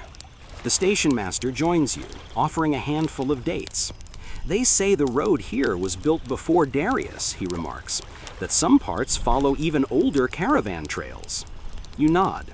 "Makes sense. Empires don't invent the earth, they just pave it." He laughs, a dry, quiet laugh that vanishes into the heat. "True enough, though the Persians, they perfected it. You can march 10,000 men through here now and not lose a single horse. That, you think, is the miracle. Not that the road exists, but that it works. You rest a little longer before setting off again. The afternoon wind rises, carrying a sting of sand. You wrap your scarf tighter and press onward. The horizon remains the same, featureless yet hypnotic. Somewhere, a column of vultures turns lazily above, following the warm currents. By evening, the sky turns a bruised purple. You reach the river at last, wide, brown, and alive with the murmuring of current. There's a wooden bridge here, built centuries ago and maintained by the same imperial engineers who inspect the stations. It sways gently as you cross, planks creaking, ropes groaning like old men in their sleep. Midway across, you pause to look down. The water glitters faintly, reflecting the first stars. It feels strangely symbolic, a bridge between worlds, just as the road itself is a bridge between cultures. Messages don't just carry commands, they carry ideas. The courier system is as much a network of thought as of distance. Historians still argue whether Darius understood that, or whether he simply wanted tighter control. Maybe both. Power and communication have always been siblings, and the Persian couriers made sure those siblings never quarreled for long. On the far bank, you stop at another relay post for the night. The host here, a stout woman with arms like tree trunks, ushers you in and scolds you for riding through dusk. The wind brings spirits after sunset, she says gravely. They love to follow tired riders. You smile. I've met worse than spirits. Still, you take her advice and hang a bronze charm by your cot, a small winged disc with an eye engraved in the center. Supposedly, it wards off envy and exhaustion, though tonight all it needs to ward off is sleep itself. You drift off to the rhythmic sound of horses shifting in their stalls, the wind humming through cracks in the walls. Somewhere, a night courier clatters out of the gate, torch held high, beginning the same journey you'll continue come dawn. The next day takes you through harsher terrain still. The desert gives way to rocky plains littered with thorn bushes and skeletal trees. The sky is immense, the kind of endless, weightless blue that makes you feel both free and very, very small. You think about the system that supports you, the engineers who build bridges like the one you crossed, the accountants who track horse feed, the clerks who copy records on the clay tablets stored in palaces you may never see. It's bureaucracy elevated to an art form, the empire's invisible nervous system. At midday, you stop at a lookout tower where two guards are cooking lentils in a small pot. They wave you over. One offers a bowl. "You're lucky," he says. "We had rain last week. The cistern's full." As you eat, you study their log tablet, a clay record scratched with wedge-shaped script. Each courier, each horse, each parcel has its mark. One tiny symbol represents you now, a blip in a chain stretching from Aegean shores to Persian heartland. It's strange comfort, knowing you're part of something so meticulously organized that even chaos has to make an appointment to arrive. Later, as you ride on, you pass a stretch of the road lined with small stone pillars. Each bears a carving of a winged horse, Pegasus-like, though more abstract. Local legend says they were once used as beacons, fires lit atop them at night to guide couriers through storms. Historians still argue whether these were truly part of the postal system or older Zoroastrian symbols repurposed by later generations. Either way, they lend the road a solemn majesty, like traveling through a corridor of ancient memory. By sunset, you're exhausted. You spot a cluster of tents, traders camped near a spring, and they wave you over. You share a meal of barley porridge and dried figs. One of them, a young merchant from Babylon, asks about your route. "So the king really gets word from here to Persepolis in 7 days?" he says skeptically. "Sometimes faster," you reply. He laughs. "Faster than the gods themselves." You grin. "The gods don't have relay stations." They all laugh, and someone pours wine. You only take a sip, enough to be polite, not enough to dull your senses. The desert night is no place for foggy reflexes. Afterward, lying under the stars, you listen to the wind again. It has a different voice out here, gentler, almost like breathing. You realize how much you've come to trust it, this vast, empty silence. The road stretches endlessly ahead, but you no longer feel daunted. You feel part of it, one heartbeat in a chain that never stops beating. The empire may rise and fall, the stations may crumble, but as long as riders move and letters change hands, the idea endures. That people, no matter how far apart, will always find ways to speak to one another. It's a comforting thought, almost enough to lull you to sleep. The fire crackles softly. Horses shift. Someone hums an old tune about a courier who outran the moon. You close your eyes, smiling, and imagine that somewhere down the royal road, another rider is doing the same. The night folds around you, warm and infinite. The sun rises slowly over the distant hills, painting the desert sands in pale gold. You wake with a start, dust still clinging to your cloak, and stretch the stiffness from your shoulders. The way station is quiet now, save for the soft murmurs of early risers and the rhythmic clatter of hooves from the stables. Your horse is already saddled, waiting patiently, nostrils flaring in the cool morning air. You mount and take a deep breath, letting the fragrance of sun-warmed clay and dry grass fill your lungs. The royal road here is deceptively simple, a straight ribbon of compacted earth and crushed stone that stretches toward the horizon. Yet every mile tells a story. Marks of countless hooves, wagon wheels, and sandals are pressed into the surface like the embossed pages of a journal no one has read. Occasionally, a stone milestone rises from the ground, etched with cuneiform inscriptions indicating distance to the next station and the king's seal stamped proudly at the top. You brush your fingers over one, feeling the indentations cool under your touch, and marvel at the thought that someone carved this hundreds of years ago for people like you, unknown writers carrying unseen messages. The morning air carries with it a faint aroma of thyme and wildflowers, which you almost don't notice until a gentle gust ruffles your hair. A few birds wheel overhead, their sharp cries echoing faintly against the cliffs. You let your eyes wander, scanning for travelers, merchants, or perhaps another courier on the same route. Today, the landscape seems unusually empty, a quiet stretch that reminds you how vast the empire really is. The silence is only broken by the steady rhythm of your horse's hooves against the packed road. You begin to reflect on the system that keeps the road alive. The carefully placed relay stations, the ever-watchful guards, the scribes copying messages with meticulous precision. Each station, no matter how small, is a cog in a machine that hums quietly across continents. You think about the messages you've delivered, decrees from the king, inventories, requests for reinforcements, even personal letters from officials longing for home. Historians still argue whether Darius intended the road solely for political control or whether he genuinely wanted to create a connected empire. Either way, the result is breathtaking in its efficiency. Around mid-morning, you pass a small cluster of stone huts. Smoke curls lazily from chimneys, and children play near the road, tossing pebbles and shouting gleefully. One of them waves, and you lift a hand in acknowledgement. The horse shifts its weight impatiently, eager to continue, but you pause for a moment, enjoying the human warmth in the midst of the expansive wilderness. Even here, on a road designed for speed, life persists in its own slow rhythm. A few miles on, you encounter a shallow ravine crossed by a series of stone slabs, placed carefully to prevent erosion.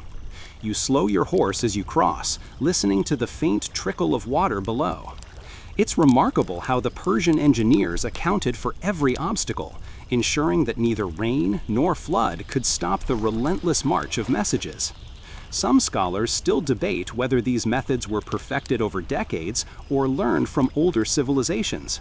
Whatever the case, it's clear that attention to detail was a hallmark of the empire.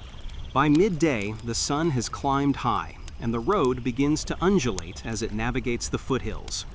You pause briefly at a small shade tree, offering your horse a rest and taking a sip from your water skin. The shade is precious here, almost sacred. You chew a few dried figs while observing the horizon, noting the undulating patterns of the hills and the faint glimmer of a distant waystation. Even from here, you can feel the pulse of the Empire, its influence stretching out in every direction. As you continue, the landscape grows rockier and the path narrows. Here, the road seems to cling to the side of the hills, a precarious path that demands careful navigation. You are acutely aware of every step, every hoofbeat. The wind rises, tugging at your cloak, carrying with it the scent of dust and sun-baked stone. Somewhere above, a solitary eagle circles, gliding effortlessly on the currents. You pass several more milestones, each carved with precise cuneiform, marking distances to the next station and reaffirming the king's authority.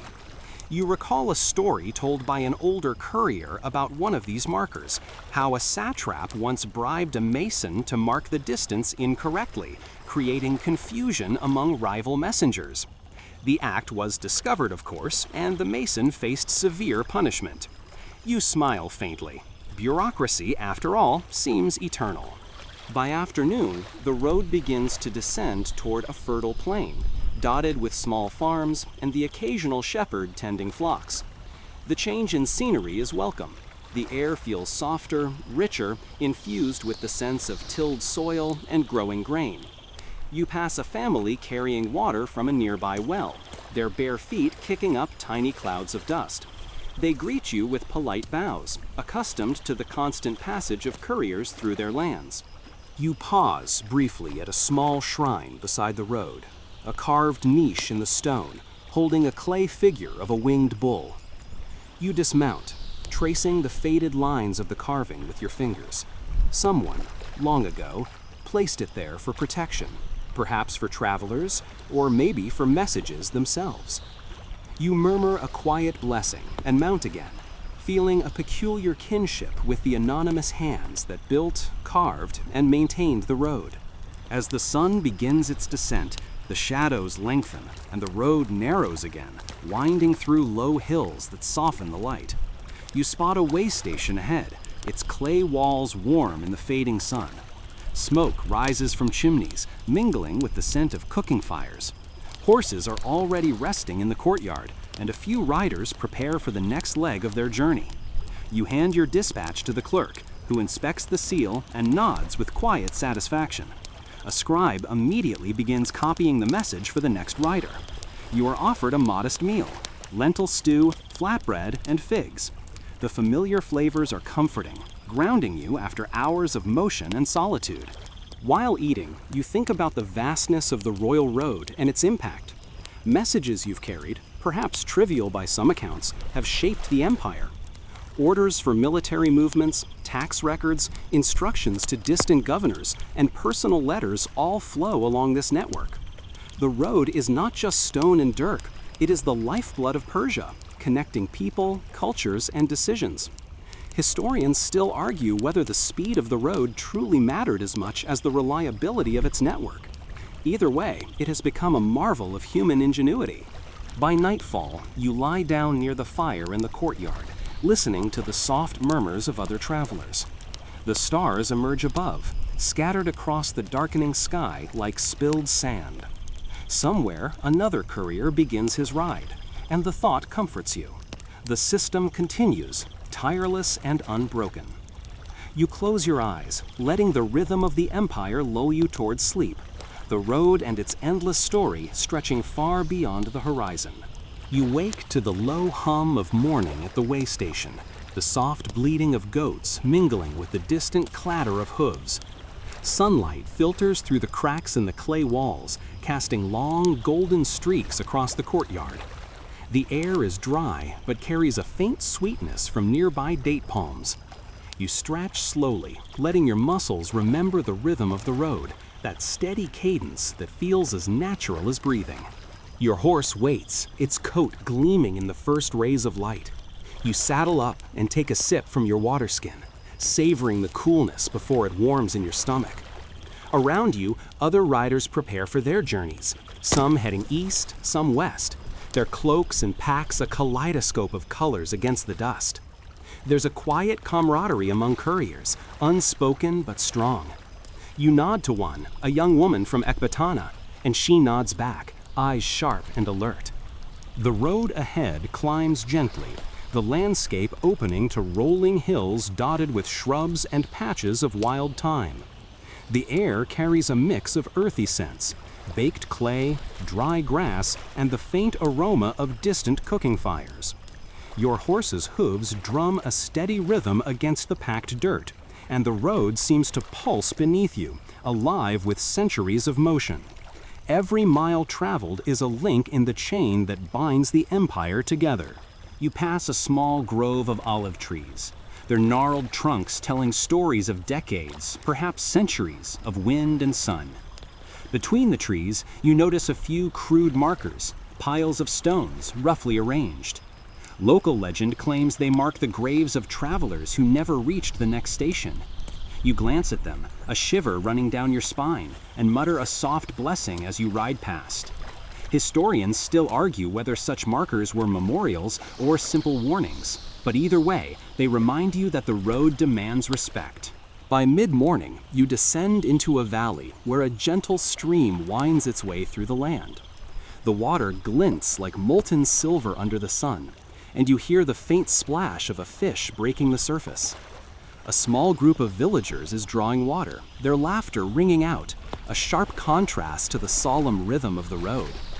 You nod politely as you pass, sensing the same fascination in their eyes that children showed yesterday, the eternal curiosity toward travelers who move with purpose, bearing secrets and commands. The terrain grows rougher as the hours pass, rocky outcrops slicing through the plain. The royal road here shows its brilliance. Engineers have cut stone steps into steep slopes, reinforced loose earth with layers of gravel, and built small retaining walls to prevent landslides. You ride carefully, aware of the centuries of ingenuity beneath your hooves. These are the moments that make the royal road feel more than just a route. It is a living testament to human effort, resilience, and foresight. At midday, the sun is high, and the heat begins to prick at your skin despite the protective folds of your cloak. You spot a small shrine beside the road, a simple alcove carved into the rock, holding a clay statue of a lion. Someone long ago has left offerings, bits of bread, a small pouch of grain, and a dried flower. You dismount and leave a few coins in return, touching the figure lightly. Perhaps it will protect the next traveler, or perhaps it will simply witness the journey. Continuing on, the road twists between rocky ridges and open plains, the rhythm of your horse's movements becoming almost hypnotic. You notice the meticulous placement of mile markers, each one stamped with the king's seal and distance to the next station. It is remarkable how uniform they are, considering the diverse terrain. You think about the soldiers, engineers, and clerks whose labor made this possible.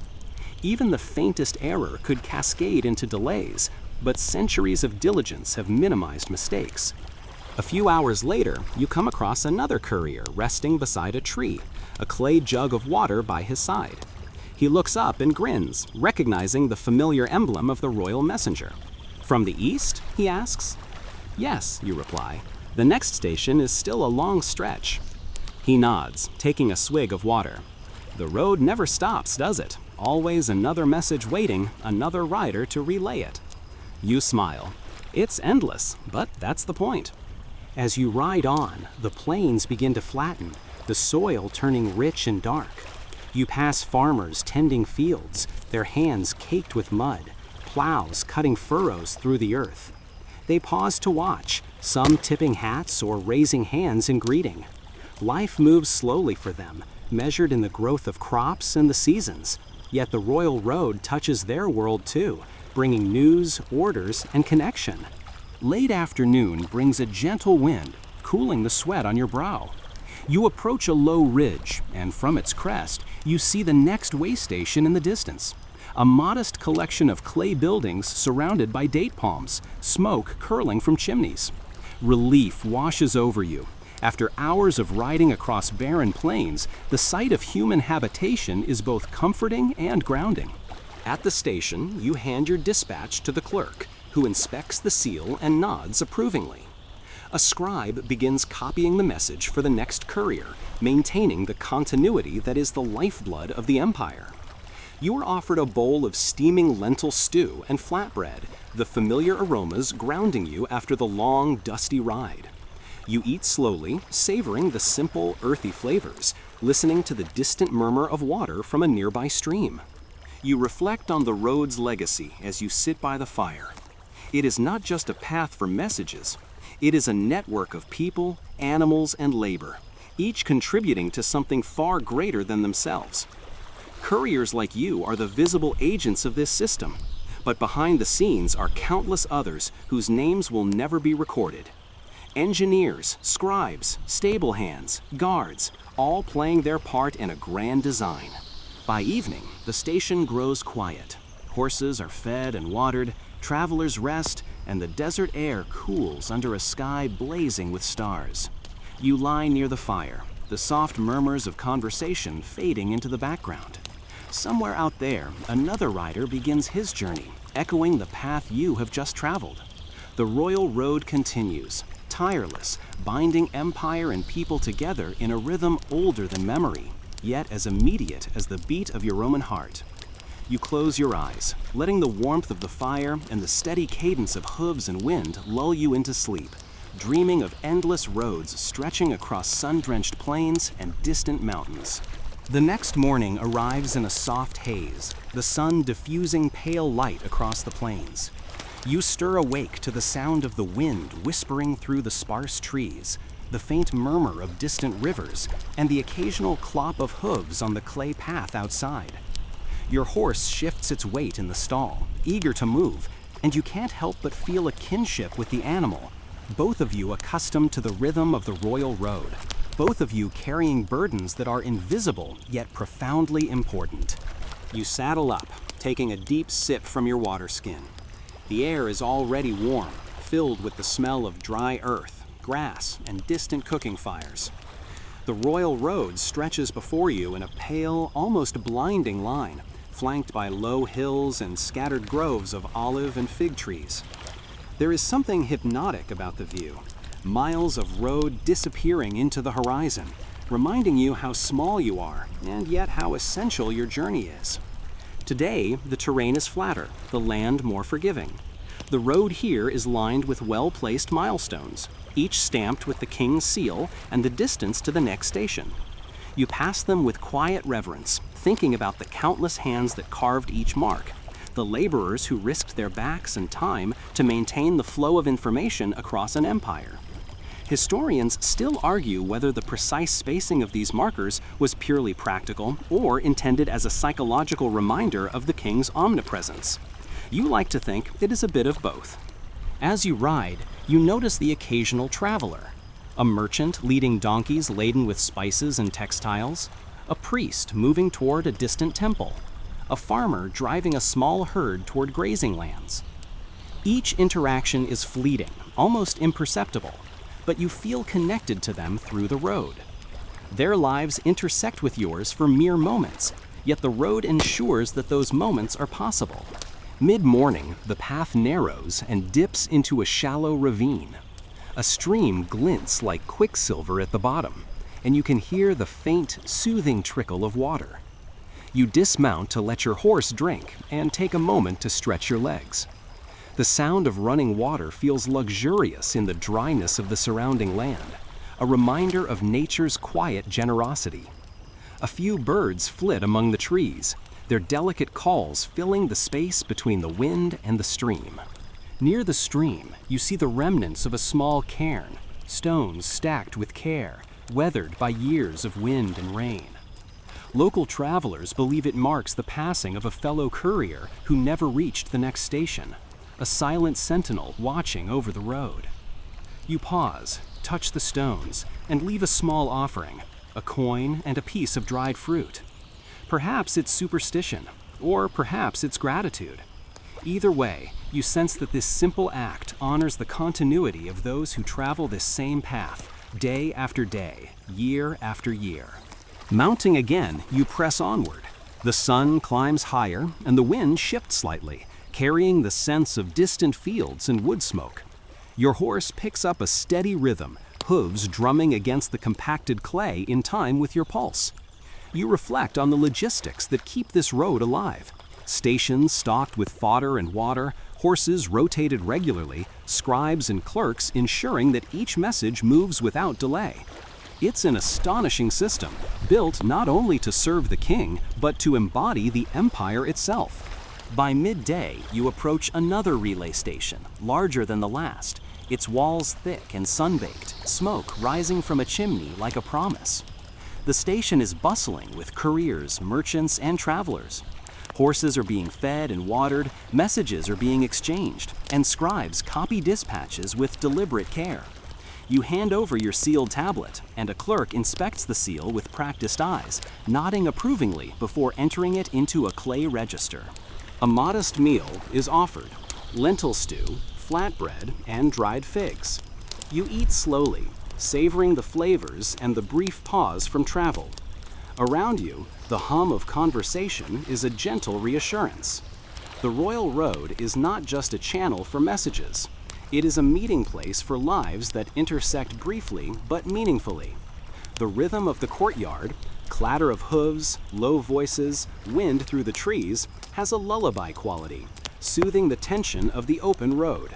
After the meal, you wander to a shaded alcove and watch as the next riders mount and depart, disappearing like ghosts along the pale ribbon of road. The cadence of the empire continues, unstoppable, linking cities, towns, and villages in an intricate web of communication. Some messages are mundane, others crucial. Some will alter the course of events, while others vanish quietly into history. Yet all are carried with the same care, the same precision, as if the road itself demands fidelity. The afternoon passes lazily. You ride through olive groves, past fields where farmers work with long, deliberate strokes, their hands moving in harmony with the earth. A few children wave, laughing, their curiosity about the steady stream of couriers palpable. You lift a hand in return, smiling at the familiarity of the gesture. Humans always notice the ones who move with purpose, even if they don't know why. As the sun begins to dip, you notice a stone marker indicating the next station is just beyond a small hill. The light softens, brushing the road in shades of amber and rose. You approach the hill with anticipation, the rhythm of your horse's hooves a comforting echo against the earth. At the crest, you see the station, walls glowing softly in the evening light, smoke from the hearths curling lazily upward. Relief and quiet satisfaction wash over you. You dismount, handing your horse to a groom, and are led to a fire where travelers gather. You share a meal, listen to stories of other routes, and admire the tireless work of the clerks copying messages for the next leg of the journey. The Royal Road continues beyond your reach, but you know that your ride has contributed to the unstoppable pulse of the empire. Finally, you lie down near the fire as stars emerge above. The night is calm, the wind carrying a faint scent of distant fields and river. You close your eyes, feeling the rhythm of the road within yourself, a steady beat that mirrors the heartbeat of the empire, unbroken and eternal. Somewhere, another courier begins a journey just like yours, and you drift into a restful sleep, the Royal Road stretching endlessly across the land, linking past, present, and future. Dawn arrives softly, spilling pale light across the dust-streaked plains. You stir in the quiet of the waystation, the smell of baking flatbread mingling with the faint tang of dried clay. Horses shift in their stalls, snorting and stamping, as if impatient to resume the eternal rhythm of the road. You swing your legs over the saddle, feeling the familiar ache in your shoulders settle into a gentle comfort, the kind that only comes from long hours riding the Royal Road. The terrain today is varied. The road meanders through low hills scattered with olive and fig trees, then stretches across sun-baked plains where the horizon seems infinite. You adjust your cloak, brushing dust from the folds, and urge your horse forward. There is a gentle breeze, carrying scents of distant rivers and the faint perfume of wild herbs growing in the cracks between stones. Each breath feels like drinking history itself, centuries of travelers and horses, of messages and empires infused into the air. As you ride, the road hums beneath you. Not literally, of course, but in a rhythm that you feel in your bones. Each hoofbeat, each sway of your horse, echoes with the countless couriers who have traveled this same path. You are part of something much larger than yourself, and the thought brings a strange comfort, almost like a lullaby. Mid-morning, you pass a cluster of small stone markers, each etched with cuneiform inscriptions. The milestones indicate distances to the next station, sometimes featuring the king's seal. Some have minor variations, evidence of repairs or local modifications over the years. Historians still argue whether these markers were strictly functional or also a symbolic assertion of imperial presence, a way for Darius and his successors to leave their mark across a continent. You think both interpretations might be true. Practicality and symbolism often walk together on the royal road. You pause briefly at a shaded grove, letting your horse drink from a small spring. The water sparkles under the sun, and you notice a few birds bathing at its edge. The sound of running water is a quiet joy in the vast openness of the plains, a reminder that even in the harshest parts of the empire, life finds a way. You chew a few dried figs and rest your eyes on the horizon, where the road continues as a thin, pale line stretching toward distant hills. Riding onward, you encounter a caravan of merchants. Donkeys laden with spices, textiles, and ceramics trundle along in steady formation. The lead merchant raises a hand in greeting, and you nod in return. The caravan moves slowly, methodically, an echo of the same rhythm you embody as a courier. You wonder if the king's messengers are the only ones who truly understand the road's pulse, or if every traveler senses it in some unconscious way.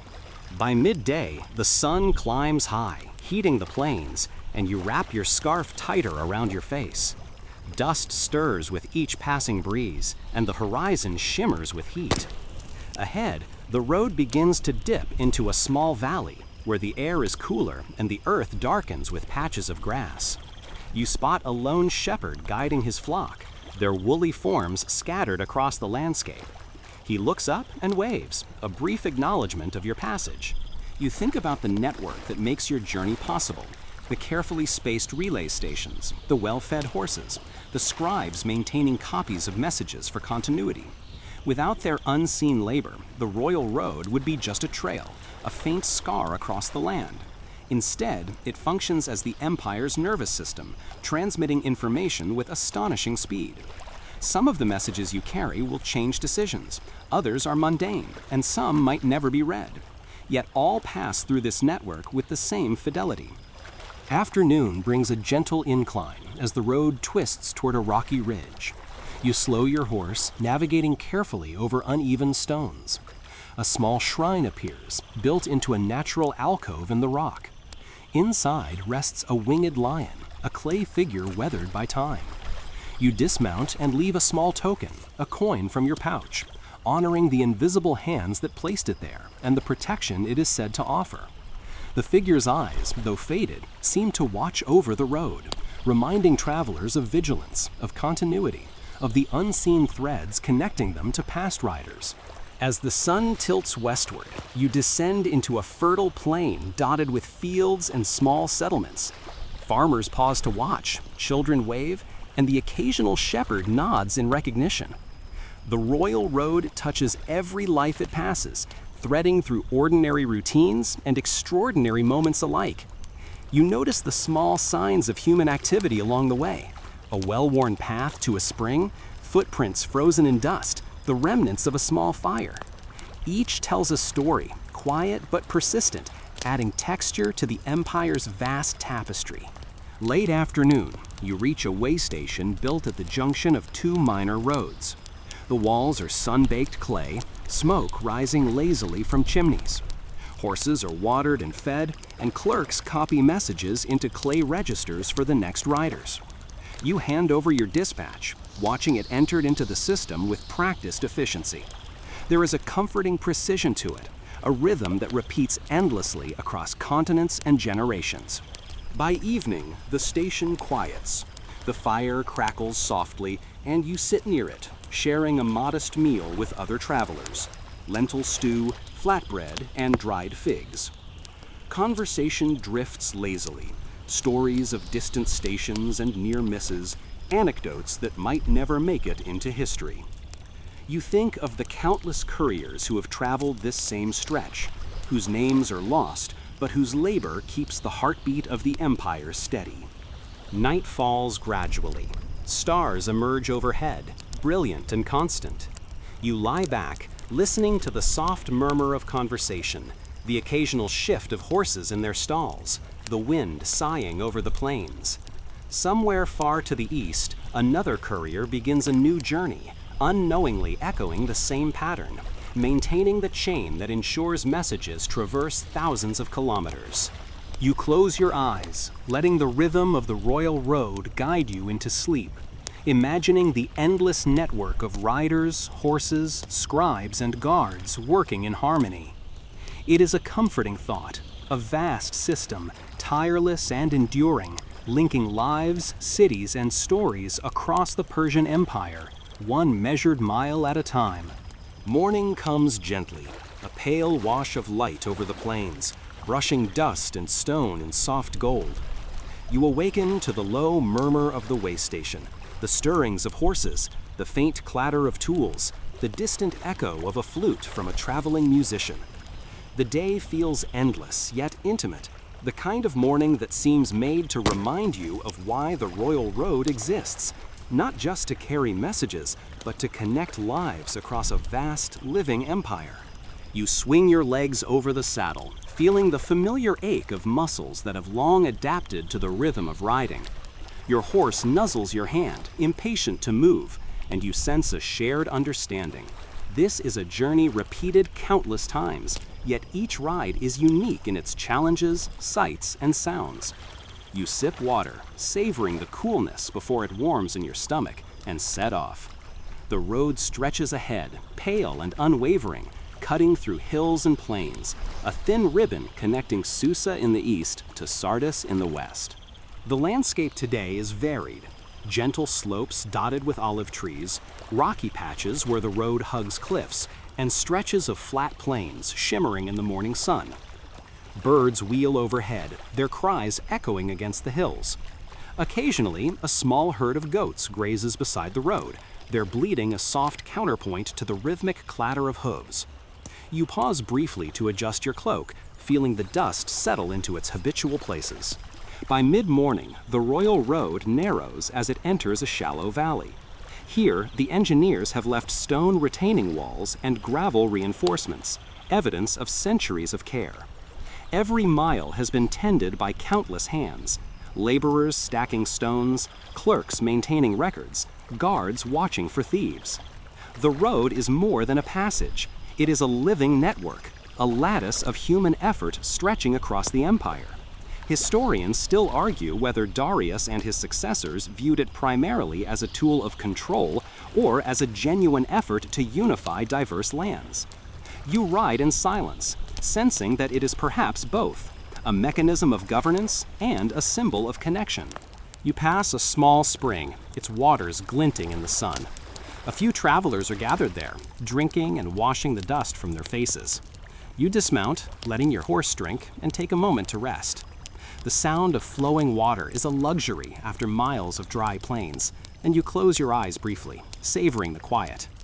A small clay figure stands nearby, a guardian of travelers, or so the local legends say. You leave a coin beside it, acknowledging the invisible network of care, superstition, and habit that has grown around the road over centuries. Riding onward, you encounter a merchant caravan. Donkeys laden with textiles and jars of olive oil move slowly along the path. The lead merchant tips his hat, and you nod, feeling the subtle thread of connection that the road weaves through every traveler. Even the briefest interaction is part of the rhythm, a minor note in the grand symphony of movement, commerce, and communication that the royal road sustains. By midday, the air grows warmer. Dust rises in faint clouds with each passing horse and wagon wheel. You pause under a lone tree for shade, letting your horse nibble at the sparse grass. You pull out a small scroll to check the message you carry, ensuring the seal is intact. Each dispatch you deliver is a trust placed upon you, a tangible link in the chain of empire. Some orders may seem trivial, others momentous, yet each must traverse the same miles, endure the same sun and wind, and arrive intact. As afternoon stretches on, the road climbs gradually into low hills. The stones beneath your horse's hooves are smoother here, evidence of constant use.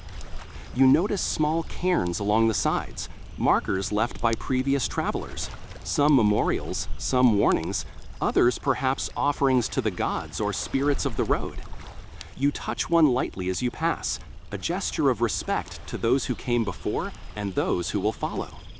By late afternoon, the horizon opens into fertile plains, and you spot the next station in the distance, a modest walled compound, smoke curling from chimneys, the faint sounds of voices and animals drifting on the warm breeze. Relief floods through you. The last stretch of the day is always hardest, even for the most seasoned courier, because anticipation mingles with fatigue. You arrive and hand your dispatch to the clerk, who inspects the seal and nods in satisfaction. The scribe begins copying the message for the next rider, ensuring continuity. The courtyard is a quiet symphony of activity. Horses being fed and watered, merchants unpacking goods, travelers stretching and resting. The smell of cooking food drifts through the air. Lentil stew, flatbread baking on hot stones, faint smoke from a hearth. You join the group for a simple meal, savoring each bite. Around you, the murmurs of conversation blend with the creak of wooden beams and the soft stamping of horses. You think about the hundreds of couriers who have passed this way before you, each contributing to a system that stretches thousands of kilometers, binding the Persian Empire together in a network of movement, trust, and human effort. Historians still debate whether any empire before or after Persia achieved such reliability across such vast distances, but the answer feels clear beneath the rhythm of hooves and the warm glow of lantern light. Night falls gradually, and the station quiets. Stars emerge, brilliant against the dark sky, and a cool breeze whispers across the plains. You lie near the fire, feeling the warmth and listening to the soft hum of the waystation. Horses shifting, travelers murmuring, the wind sighing through the trees. Somewhere far ahead, another courier begins the next leg of the journey, unaware of the one you've just completed. You close your eyes, letting the pulse of the royal road guide you into sleep. The road, tireless and eternal, stretches endlessly across mountains, plains, and rivers, connecting lives, cities, and empires in a rhythm as ancient as it is enduring. You drift into the quiet, the comforts of knowing that each mile traveled, each message delivered, is part of a network that will continue long after you awaken. Dawn breaks gently, painting the plains in soft gold and amber, as if the world itself is stretching awake. You rise from your cot at a waystation, the familiar stiffness in your limbs settling into the comfortable ache of countless hours riding. Outside, the royal road glimmers faintly in the early light, dust clinging to its surface like an old memory. The wind stirs softly, carrying the scents of earth, sun-warmed clay, and distant fields.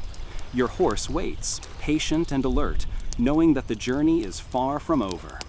You mount, taking a deep, calming breath, and urge your horse forward. The road stretches out before you, a pale ribbon weaving through low hills, olive groves, and fertile plains. Each mile carries a story of riders who came before, of messages entrusted and delivered, of lives intertwined by the pulse of this vast network. There is a quiet majesty in the simplicity of it, a rhythm that has endured for centuries. By mid-morning, the terrain begins to shift. Gentle hills give way to rocky outcrops, and the road narrows, hugging cliffs and winding along the sides of shallow valleys. You slow your horse, adjusting your pace to match the stones beneath your hooves. Each turn, each step, reminds you of the precision required to maintain this artery of empire. Historians still argue whether the Persian engineers' meticulous planning was motivated more by control or by an almost obsessive pursuit of efficiency. Either way, the result is breathtaking, a road that unites continents, rivers, and mountains with remarkable consistency. You pause at a small grove, letting your horse drink from a spring that glints like quicksilver in the sunlight. The water is cool, refreshing, and almost sacred in its stillness. You chew a few dried figs, letting your eyes wander over the landscape. The hills undulate gently, dotted with wildflowers and shrubs, and in the distance, the faint glimmer of another way station catches the light. You notice a lone bird wheeling above, its shadow flickering across the plain like a messenger of its own. Continuing, you pass a small caravan of merchants. Donkeys loaded with jars of olive oil, spices, and textiles trundle along the road. You nod politely, and they wave in return, their smiles brief but genuine. The royal road touches every life it passes, threading through ordinary routines and extraordinary moments alike. You reflect on the invisible network of labor and care, scribes who copy messages, guards who maintain security, stable hands who tend horses. Without them, the road would be merely a track in the dirt, not the lifeline of an empire. By midday, the sun climbs high and the plains shimmer with heat. Dust rises with every step, but you welcome it as part of the journey. You pause under a lone tree, letting your horse nibble on sparse grass while you check your dispatch. The seal is intact, a tangible symbol of trust and responsibility. Messages flow along this road with remarkable fidelity, some critical, others mundane, but each is treated with care, ensuring the heartbeat of communication continues unbroken. As the afternoon progresses, the road descends toward a fertile valley. You pass fields where farmers labored diligently, their hands caked with earth, their eyes lifting occasionally to watch the riders pass. Children wave, laughter ringing across the fields, and you lift a hand in acknowledgement. The road brings more than messages. It brings connection, awareness, and a subtle intertwining of lives spread across vast distances. Approaching the next way station, you see the clay walls glowing in the late sun, smoke curling from chimneys, and the soft movement of travelers preparing for the evening. You hand your dispatch to the clerk, who inspects the seal with a practiced eye, nodding in quiet satisfaction. A scribe immediately begins copying the message for the next rider, and the rhythm of the system continues, seamless and tireless. Lentil stew, flatbread, and dried figs. The familiar flavors soothe you, grounding your senses after hours of riding through sun and dust. Around you, the courtyard hums gently, horses shifting in their stalls, travelers conversing quietly, wind whispering through the trees. It is comforting, almost hypnotic, a lullaby for the weary body and mind. You think of all the couriers who have traveled this stretch, their names lost to time, yet their labor enduring in every mile of road, every seal pressed into clay. By evening, the station quiets. The sun dips low, brushing the horizon in soft pinks and purples. The stars begin to emerge, brilliant and constant. You lie near the fire, feeling the warmth seep into your bones. Somewhere far away, another courier begins the next leg of the journey, unaware of the one you've just completed. The royal road stretches endlessly, tireless, unbroken, linking lives, cities, and histories in a rhythm as eternal as it is gentle. And now, as the night deepens, you let the pace slow. The road, the horses, the messages all fade into a comforting hum, a heartbeat that lulls your mind. You breathe slowly, letting the warmth of the fire, the gentle murmur of the way station, and the infinite sky above carry you into calm. Thoughts of the empire, the messages, the laborers and scribes drift away like clouds, leaving only peace. Every mile you've traveled, every message you've delivered has carried you here, to a moment of rest and quiet. So you lie back, letting the stars watch over you, feeling the steady rhythm of the royal road echoing softly in your chest. The wind sighs, the horses murmur, and the vastness of the Persian Empire stretches gently, silently, endlessly around you. Let go of tension, let your mind float, and sink deeper into the quiet. The journey is complete for now, and all is well. End of script. Sweet dreams.